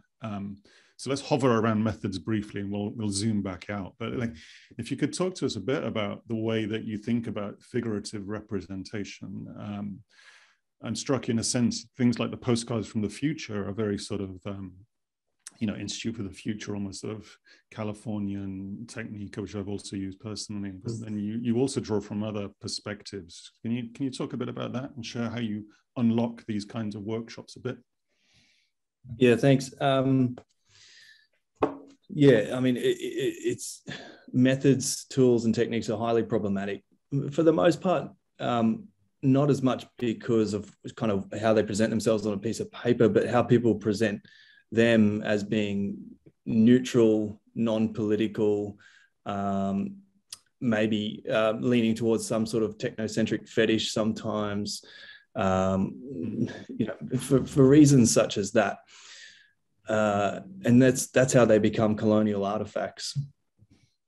And so a lot of, my research, pretty much most of my PhD was about that very subject, trying to unpack how to map with people differently. From my own Aboriginal context, yarning circles, which is talking circles in a room together in a respectful way at the same time, has been a participatory process for thousands and thousands of years. And in a contemporary context, there are a few people around Australia that have been working on kind of adding to that process with what we call visual pattern thinking. Uncle Norm Sheen called it connective art. And then with him helping me, I sort of built on that into visual pattern thinking processes. But what's at the essence of visual pattern thinking is respecting that relational patterns will emerge because we live in a relational world. And if we listen to them and respect them as valid knowledge production as much as, words written on a Post-it note, then that generative kind of layered system is something important to listen to. And yarning circles with visual pattern thinking, where we might ask people to put pictures on a card and then collectively put them down in the middle of a circle, and then all stand back in that circle and look at the totality of an image. Something might come up, an arrow, a gun or something, and then we might ask questions about, well, where's the arrow pointing? Those kinds of questions get people to a deeper level of insight and have people think about how, well, in the context of Australia, how country is speaking to us. So there's a term in Australia, for Aboriginal people, country speaks to us. And what they mean by that is actual genetic cultural evolution of being your genes embedded in country, and it's speaking to you at a genetic level that the neuroscientists have now figured out. Now, if that happens in the context of country, of a whole area of landscape, what I mean by country, it can also happen inside a workshop room, inside the four walls of a room. It can happen in any environment if we're there, and open and responsive enough to listen to it and treat that as valid knowledge production.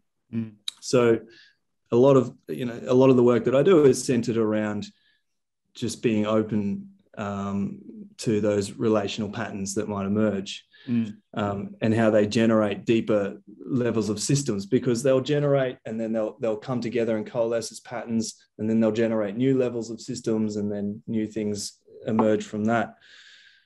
I think I'll leave it there. Yeah, no, that's really interesting. So in a sense, on the one hand, you're talking about how artifacts like workshops and the tools we use are, can very quickly turn into colonial artifacts. But at the same time, if you're able to reframe the wider set of relationships around the work, and understand that the relational qualities of the work are the most important thing, you can use workshops.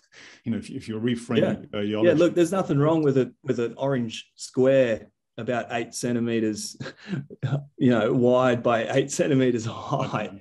And there's nothing wrong with using that in relation with a blue square, in relation with a yellow and a pink one beside it. If we're asking people to consider, why did that pattern emerge where we ended up with 15 pink squares, and they all seem to be creating this total kind of image. And in a Western context too, we can tactically kind of validate this from Western philosophy as well, you know, through things like the ecology of images and things like that, to say that all we're doing is recognizing that we're not individual minds from a dualist perspective. We're an ecology of people in this room, and together we've generated something that we could not have generated if not, you know, for us all doing this together. But there's simple things too, you know, traditional techniques or tools such as, let's say, the plausibility triangle, the kernel possibilities, or whatever you want to call it, Dunn and Raby's version or whatever, the 4 Ps. I used a version of that in the Tonga project, but what was important about that was, first of all, to explain to them that methodology, and I also used sort of multi-level perspective, but to explain to them that, you know, yeah, there's all that jargon about what that means from a Western perspective, but let's try and explore actually from a cultural context how this relates to your culture. And it turns out that tapa cloth, the printing of tapa cloth in a Tonga context is a multi-level perspective process. And it also turns out that the alamia garland, the flower, the red flower that is the national flower of Tonga, is laden with all of this significance. You know, this petal, the hua petal means one thing, the halala part means another, the thread means futures, basically. And so we're able to come to an understanding that really they're threading their futures. In workshop 1, they were threading their futures together through alamia mapping. And in workshop 2, they were printing their futures through the tapa printing process. And all we did was just underlie it with a bit of a structure using, you know, some multi-level perspective ideas that they already had inside their own culture anyway. Yeah, no, that's really, really powerful. Thank you. Because again, it's sort of taking a process and finding an artifact as the fulcrum for that repositioning of relationships. And in that case, it was cloth. Somewhere else, it would be another thing. I often use walks as part of the workshops that I did. I didn't really understand that in other cultures was related to yarning and the way you describe until I started understanding that.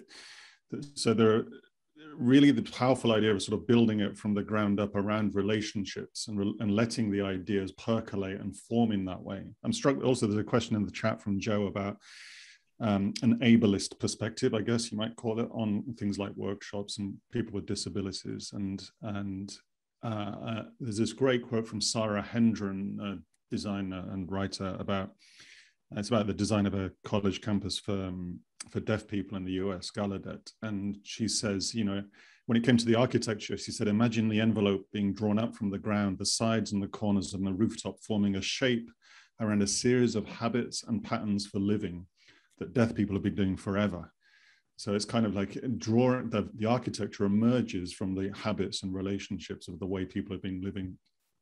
So I think there's reframing that set of relationships around the work enables you to use artifacts in all kinds of complex and sophisticated ways that lets them breathe a bit. And maybe I can bring in Emma a bit here, because, and also by the way, others, please do jump in if you want to pick up on something that Pelle or Vanessa or Tristan just said. But Emma, you were talking about the relationship with representative democracy and therefore politicians and senior policymakers. And some of the conversations that you triggered and what we just heard must seem a very long way from the reality of the way that world is exerted in a place like Australia or Sweden. So do you see, or have you seen, or could you imagine a way that we could start bringing in the way that representative democracy is framed around, 4-year political cycles and making decisions sometimes to stay in power, to play the long game, but still pretty much a kind of a time frame like that, And then the kind of relationship reworking that Pelle and Vanessa and Tristan just talked about, very different senses of the future. And for instance, a democracy for how do you represent people in the future who are not yet born? They don't have a vote by definition. How do you represent a tree in a representative system which has just as many rights and is just as complex and intelligent in its own way as a human, but they're not equally on the ballot box either. So have you seen any kind of emergence of thinking around that in your work, except around the conversations like this? Yeah, and I mean, I think in a way design is freer to include those very different perspectives of the tree, of the future, than in a democracy, because we are limited by who counts as a citizen, who has the right to participate in a democracy. And, as someone who lives in a country where I don't have citizenship, I'm really aware of now just how exclusive citizenship is. I think some of the interesting things we've seen in countries where we're thinking about how do you share some of those rights with nature. So in New Zealand, the Whanganui River was given the rights of personhood.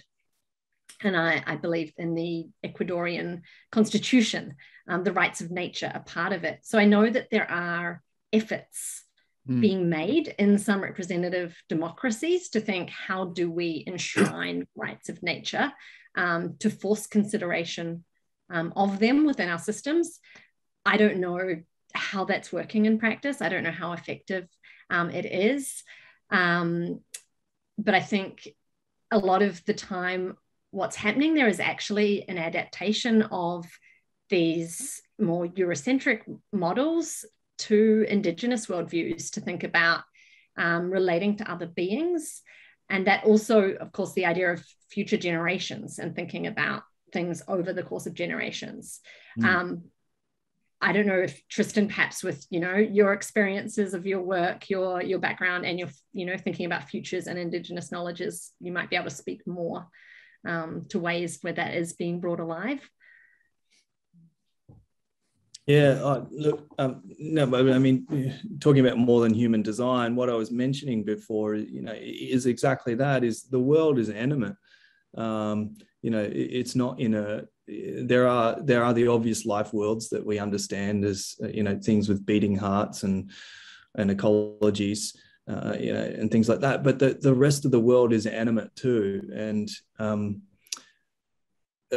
Tim Ingold, actually, who's not Indigenous, but has done a lot of work with Indigenous people, who's a cultural anthropologist, has done a lot of work in a book called Being Alive that really explains that, right down to the rocks and other things as well, how Indigenous cultures around the world can understand the world as animate and can have it read back to us in particular ways. Yeah, it's incredibly interesting, this one, because it's on the one hand, you sort of instinctively recognize the value of giving a river rights, but then it's kind of on our terms, as in we're sort of pulling a complex system like a river into trying to sort of make it fit the idea of a human set of rights, which is probably reducing the idea of a river quite a lot and not really seeing the value within it. But Pelle, I'm really fascinated by your perspective on this, and in a country like Sweden, where we have a relatively extractive economy, if I can put it that way. So we have mining going on, just as they do in Australia, obviously, but on a smaller scale perhaps, but it's still a very big part of the economy. Obviously, our forestry has been extracted and then also tended for many thousands of years. But were these conversations emerging at all at the same time that the workers' rights conversations were happening in the sort of 60s through to the 70s? I'm imagining not, but I'd just be very interested to hear if there was an alignment around the emerging environmental movement in Europe throughout the 70s, which ran alongside the workers' rights and the union-led movements there. Was there any sort of crossover or overlap? And has that also been was it also crushed in a way with the neoliberal turn? And then where do you see that at this point? I think on our behalf, there was a great ignorance on these issues at that time. When we were talking about environment, we were not talking about climate. Well, we were talking about nuclear power, but besides that, basically about work environment, the environment for the worker at the workplace. So that the only thing that I think had maybe not an environmental, but an alternative aspect, I think had to do with the movement for alternative production, which did not emanate in the Nordic country, basically, but in UK and in France and Italy and other places. But so the idea of changing production into socially and environmentally useful products emerged at the same time, but I think died out in a similar way as the strong ethos, democratic ethos of participatory design. So I think, so it's a lot of it, and that's what I'm thinking about now as well. I mean, we definitely understand so much more about the globe and how we are not in control, but being part of, etc. And we are so much more aware of the different epistemologies and ontologies that have to find ways to live together. But I'm wondering what are the blind spots at the moment? I mean, it's great those things that we know, but are we overseeing something? I don't know, but with this 50 years perspective, it's quite clear that the participatory or co-design movement should have had a much stronger impact if it hadn't understood, for instance, climate at an earlier stage. Today, I mean, it's an integral part of it, and I mean, methods-wise, we move in the direction that Christian and Emma are talking about, and you, Dan. So this becomes part of the repertoire. But so I guess my question in return would be things like, we are celebrating 100 years of democracy in Sweden at the moment. So what is it about democracy that we think is worth saving? Two, beyond decolonization and climate change, what is it that we might be missing as a real big issue at the moment? I might let that breathe in the air for a moment. If anybody wants to come in on that one, or I can have a response. Well, like it's almost, what we're missing is so hard to confront that we continually not confront it, which is the fact that we operate in a globalized capital system. And until that changes, we're not going to, participatory design is going to operate within those terms, and we're not going to change anything. And so until we, really recognize that and find ways to help people participate in having those systemic conversations about this kind of spiral of compound growth, about the 400 million parts of carbon in the atmosphere, and about the fact that that's because of capital growth, nothing is going to change. So, Pelle, I don't think designers in this field are missing that point, but we certainly have our hands tied. So I'd like to connect to one of the questions. from Kate. Not sure it actually captures that, but I think there is something in what you're saying now, both Pelle and Tristan here, about incommensurability, right? And that's one of the challenges, right? We need, so in the 70s and 80s, Pelle, of course, there was the green movement, right? We had all these people already then understanding that we should not be polluting the world and carbon dioxide and all those things. That was all around us, right? We could have known, but we didn't really take care of that. Maybe partly because of the kinds of things that Tristan is pointing to, right? There was another development happening, and the participatory design movement moved into one of those developments, and then we had the neoliberal development that happened afterwards that was kind of taking on some of those things that could have been used in a more critical, reflexive way, maybe. So maybe that's the point. We need to be able to reflexively back out of the thing that we've been engaging in, right? So worker democracy, climate change, whatever kind of set we're putting ourselves in, right? And where we're then using whatever methods, tools, approaches to make things happen that we believe are those important things. But we need to be able to back out of that and look at all those the things that we then make marginal. Mm. And they may not be marginal for someone else, right? Mm. They may be the epitome of development or whatever. And if we can do that, kind of moving in, working, doing, developing, being more designedly maybe, or better, or whatever you like to call it, and then moving out, being able to recognize margins, and maybe engaging a bit with those. Like you were saying before, Pelle, you can't, if you want to understand something, you have to try to change it. So if you want to understand what you're doing, you have to try to change what you're doing. And one way of doing that is to engage them with a margin, because then you may understand that your thing is actually just marginal.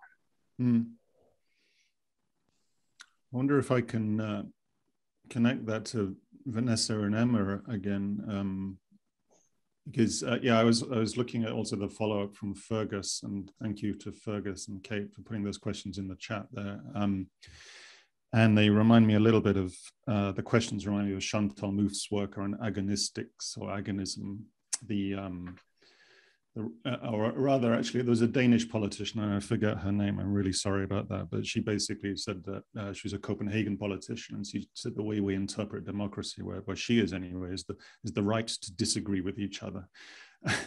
and often in a Swedish context around consensus, which is a very strong kind of almost tidal pull within the culture, that can obliterate that difference and those margins a little bit, because the pull is towards a shared view of something, which of course has great power and enabled the Swedish nation to emerge through the 20th century in a very different form that it had been in the 19th. But I think we've also, just as we've all recognized in this conversation, hit the hard limits of that. But I was kind of struck by one small thing you said, Vanessa, in the middle of your talk, which is actually, I think, a big thing. When you talked about, I guess it was Skatteverket, the tax agency here, and the realization that perhaps people like to pay tax.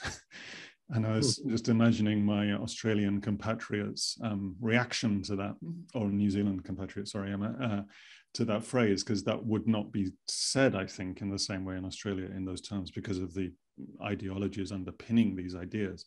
But within that sense of almost like wanting to pay tax, you can quickly get towards, not quickly, but you can move towards the idea of something like universal basic infrastructures or universal basic services. I think, Tristan, you said this, where things like energy and housing and education and health are just rights that are shared and then effectively paid for. They're covered already. And there's a sort of emerging thinking around this in economics, obviously, like foundational economics, indigenomics to some extent. And then you have on top of that, you can build a culture. But that's a real ideological position, like wanting to pay tax because then, we get these services back in return. And in Australia, I know very well, it's not quite framed like that, put it that way. So how do you, I'd be interested in your perspective on that, because you know multiple cultures, Vanessa, but like how do you use your practice to put those different ideologies on the table? Because they're huge things, but the touch point might be, from a service design point of view, how quickly can we get you to the shopping basket and through the tax payment? And there's an ideology underneath that, right? Yes. So how do you balance those things?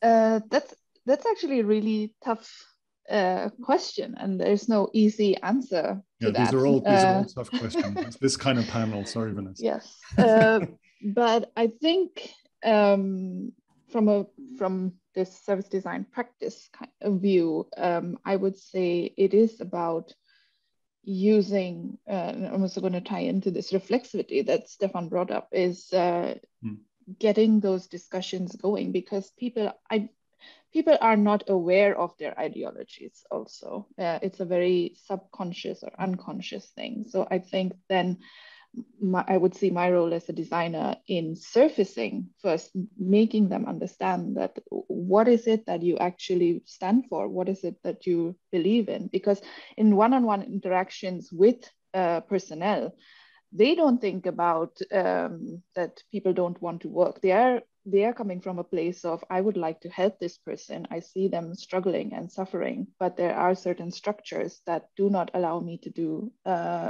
my best job in terms of helping this person. But what they don't tie in a lot of how their work is done is to organizational logics, which is then, I don't want to work. And I think, and that's why I mentioned also that there's two opportunities. One is also for elected representatives and politicians to actually signal and say, you are the Arbetsförmedling, and your job is to understand that people want to work, or people want to live a better life, and we want you to create structures.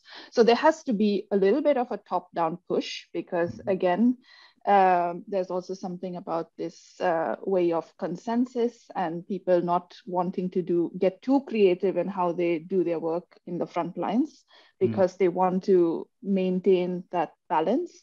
And then from the bottom up, using design to kind of reflect on what are these ideologies first. That would be the first step in actually recognizing that this is an underlying ideology before we can start to think about how are we then going to make that change to the assumption that people do want to live a life, or they want to get healthy, or they want to stay healthy.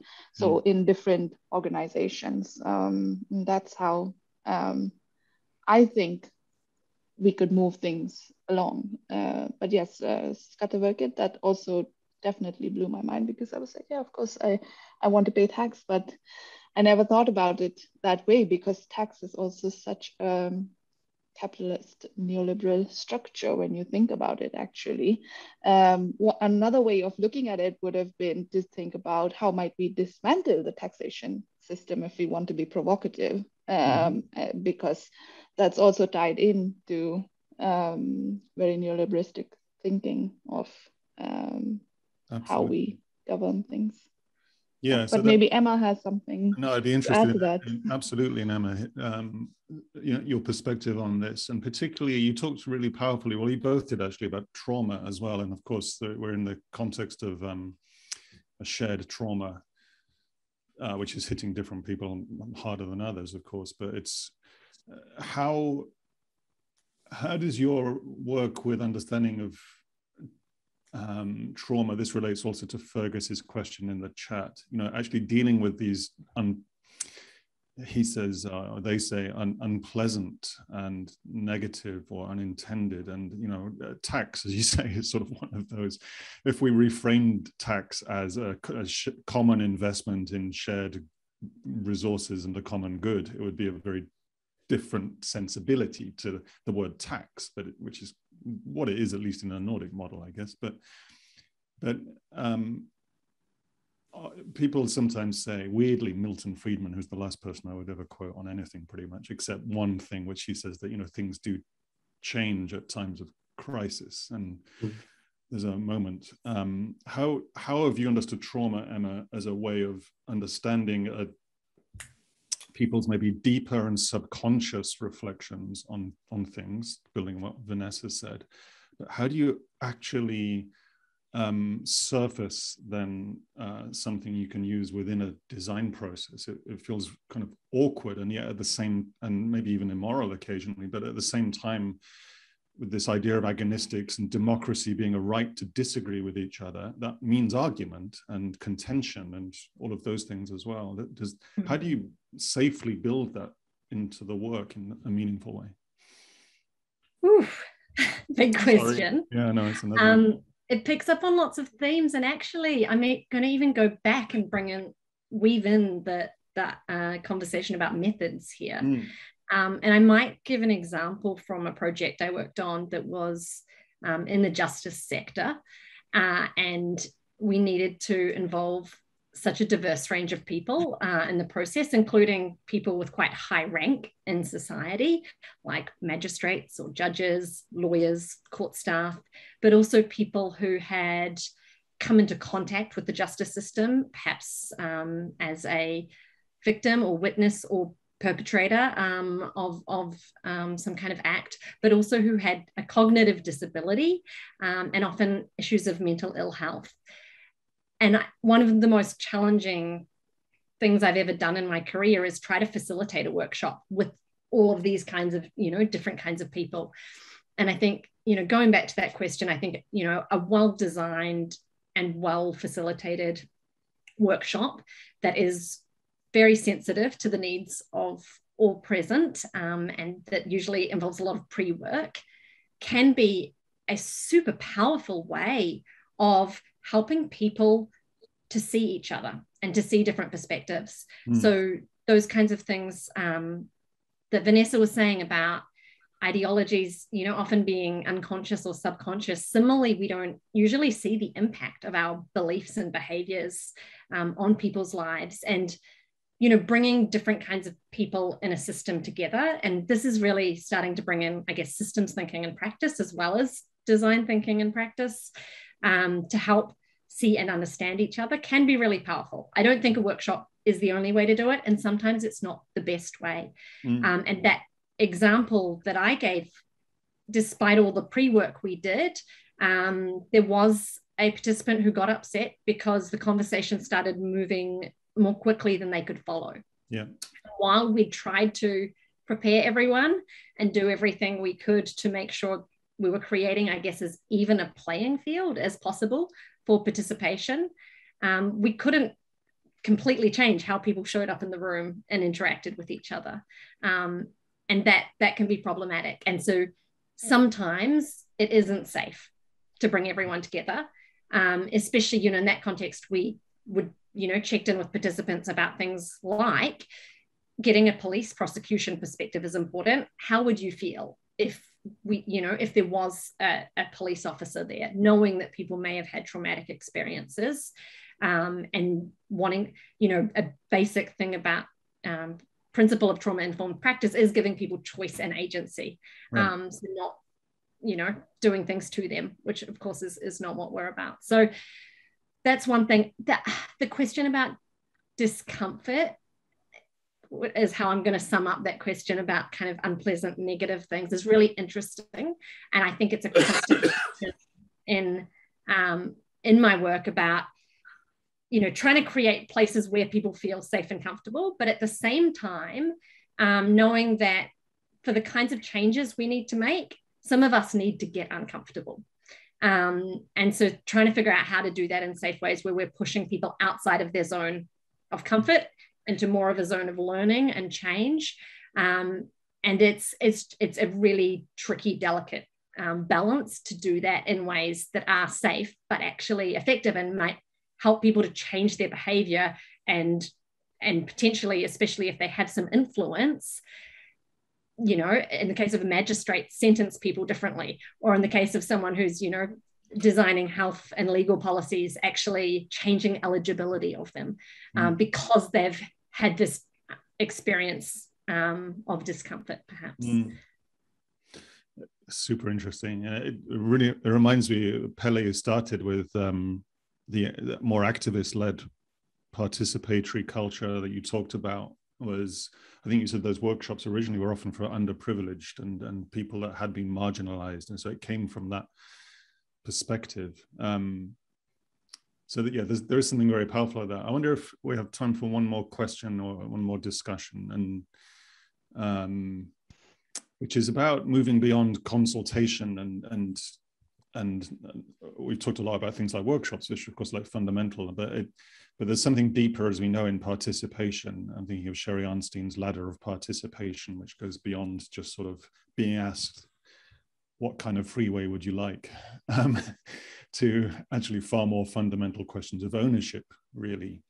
And so at this moment, there are some interesting movements going on. To Tristan's points about the growth engine, I don't know if you know the work of the Oxford University geographer Danny Dorling. He wrote this book called Slow Down, and he's talking about how it's pretty unlikely that the growth is going to be there for demographic reasons, as far as his numbers show, as in the world population rate is just slowing down. And Shanghai is still growing, it's just growing at a far slower rate than it ever did, partly mainly because women have often increasingly control over reproductive rights of their body, so they're having fewer children, which is obviously a good thing in terms of social justice. And that means the numbers begin to drop. And so the growth of the rapid acceleration of the last 200 years is just not there for the next X hundred. So there's a moment, in a way, that once that growth engine starts to slow down, when you start talking about things like working in different ways or working less or doing other things and having shared ownership of meaningful structures and infrastructures in your community, and potentially you have the time and the energy and the commitment and the focus to be able to engage with them in a way that you can't if you're working 7 days a week doing 3 jobs.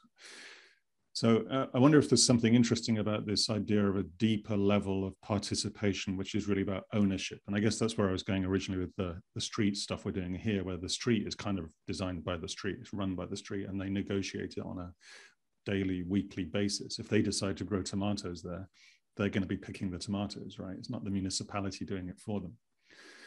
But you can also begin to see that happening with energy, as I briefly alluded to, with other systems like waste and so on. Potentially housing, through co-op housing, they begin to be things that are owned and managed and co-designed, which is a level of participation way beyond the consultation.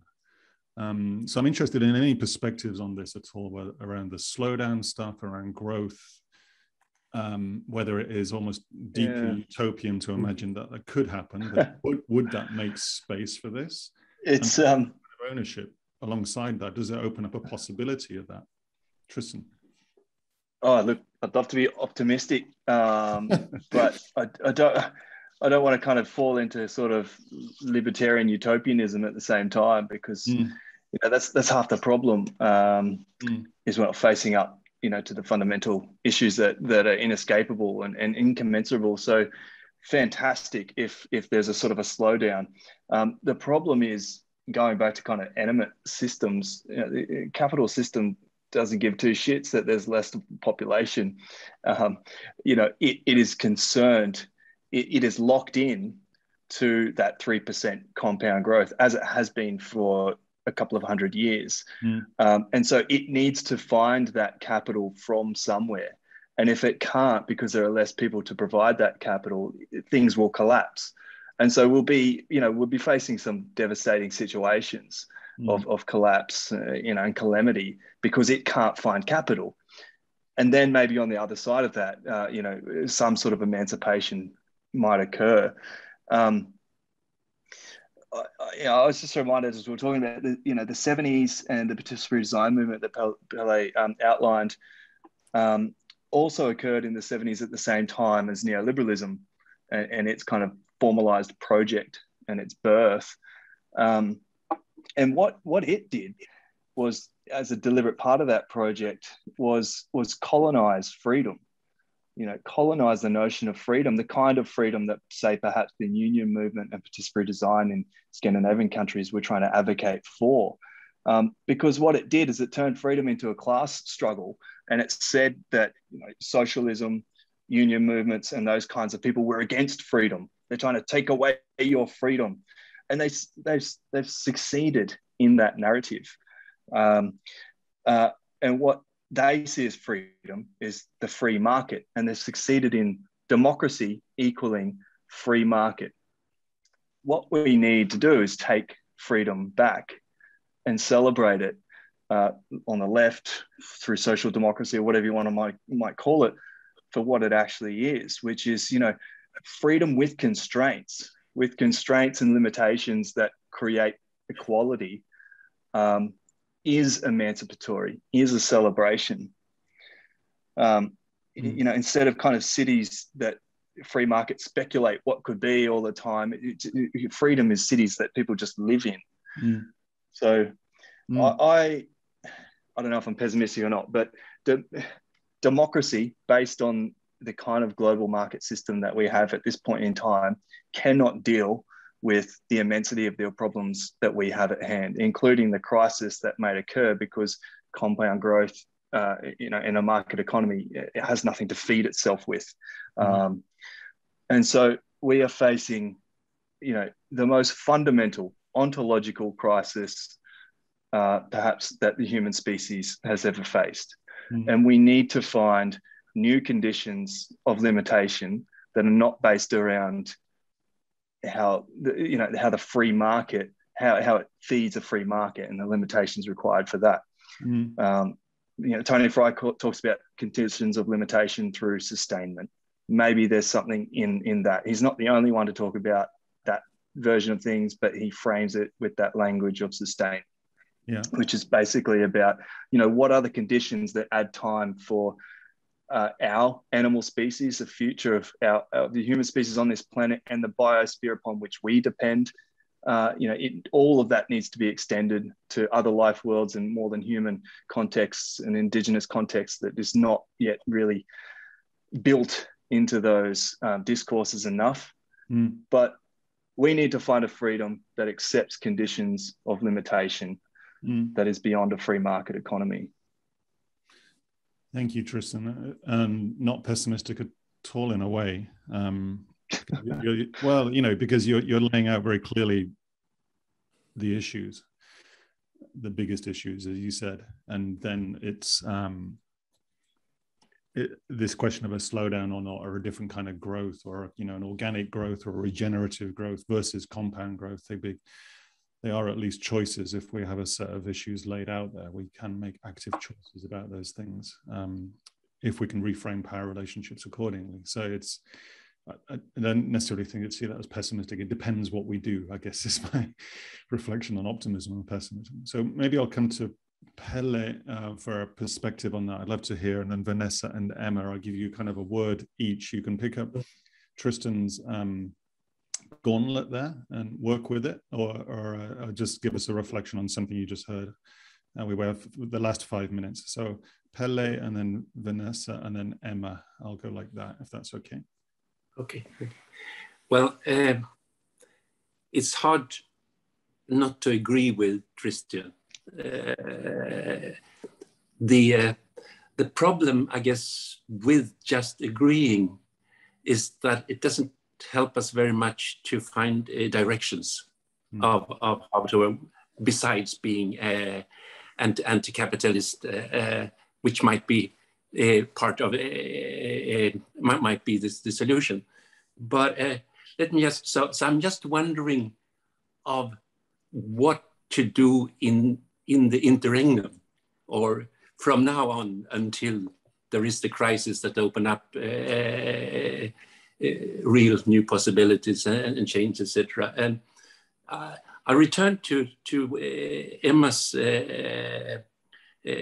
citizen assembly or design workshop first to say, look, we've had very similar experiences of. I'll take one case. We were given the commission by the city of Malmö to develop a social incubator in the poorer areas of Malmö, and we decided to do this through this concept of a series of design things, which are basically agonistic assemblies where the citizens, politicians, or NGOs, activists, etc., come together and for a number of workshops with the starting point of local people having experience to start with, and with the kind of tools and techniques that we all know. Mm. And I think, and there was an agreement on what to do, and it was called the incubator is out here with us. And I won't go into the but at that time, what happened is that those in power, those who could invest, and some of the politicians dropped out. And I think this is the dilemma of the agonistic space, that if you're in power and things do not go in your direction, you can drop out. I mean, this is not an argument for not trying to refine or find better ways for agonistic spaces, but these are the kind of challenges with it. Mm. So I'm arguing for still doing this kind of democratic design experiments, knowing that they're likely to fail. But I want to turn to another angle on this, in what way we can become activists. And I mean, Tristan has the big overview, but when we're in the situation, we don't have the big overview. So I think we need, many of us have had roles as educators at design schools and different similar places. So what is it that we can teach and inspire the students to do? Because they will be, and so far, basically, what we do is that we train them, or we learn them and give them experience in being designer, known as even being co-designer in the way that we know. So I'm just wondering what kind of other practices that the design schools can offer.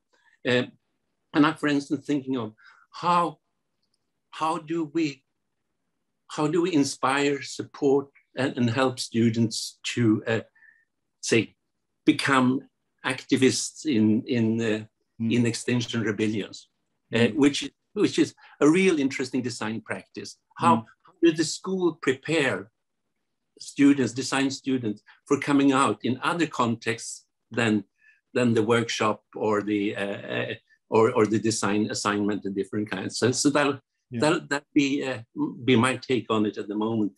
That's a challenge for the schools. That's an excellent place to leave it, Pelle. Thank you, Vanessa, and then Emma. Lots of very interesting threads, but I'm going to highlight one from a practice perspective, and with everything that Tristan, Emma, and Pelle have shared, is how do we bring in minority voices in Sweden? We have 5 official minorities here, and how do we incorporate indigenous ways of being and knowing within design, and what can we as people who are doing design do to actually bring this to the forefront in the way that things have picked up in Australia and New Zealand, for instance. So that's going to be what I'm taking away today. Fantastic. Thank you. And it looks like we've started a tradition, Emma, of saying, what's your question, or what are you thinking about based on today? So how would you? Right, I will end with a question. I would like to acknowledge we're talking about some massive changes that we need to make to the systems that govern our lives. And obviously this has to be a collective effort, but maybe I'm showing my Western tradition and ending with an individual kind of question of like, what does this mean for ourselves? Because I think for those of us who have the privilege of being educated, employed, housed, and cared for, we need to be asking how we can slow down and what we can unlearn. I'm going to pop a link in the chat to Gesturing Towards Decolonial Futures, which has some good pointers around some of the things that people like me can be thinking about. Brilliant. Thank you, Emma. That's fantastic. And thanks for the link there, decolonialfutures.net, in the chat. it's time's up in the spirit of slowing down and reflecting. So thank you so much for everybody that has come and listened, and for those questions in the chat. And hopefully you've all heard a lot of interesting things and now have a lot of things buzzing around your head. I certainly have. So I'd like to thank Pelle Ehn, Vanessa, and Tristan.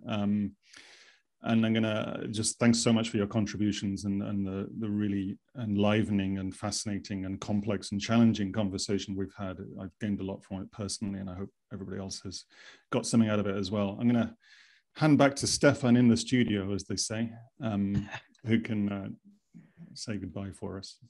Yes, thank you. Thanks to all of you. This has been a fantastic dialogue, and I really do hope this continues outside this little confined space of the camera and the mic and the headset and the screen, right? It's also good to know that we will have another seminar in December. It's the fourth and final seminar in this seminar series, where we actually will look at visions for the future. It's on the 17th of December, and some of you may have found the link in various ways. And if you want to have an invite, just send me an email. I'm really easy to find online if you just type in my name, because I'm the only one in the world with that name, which basically makes that name into minority, right? So I'm really happy that we have done this today, and you're welcome back in December. Yeah, thank you very much. Thanks to the Antipodeans for staying up till at least dinner time, and for the rest of the world, all the time zones you're in. Thank you very much. Thank you. See you soon. Thank you very much. Bye. Thanks. Bye. Bye. Bye. Bye-bye.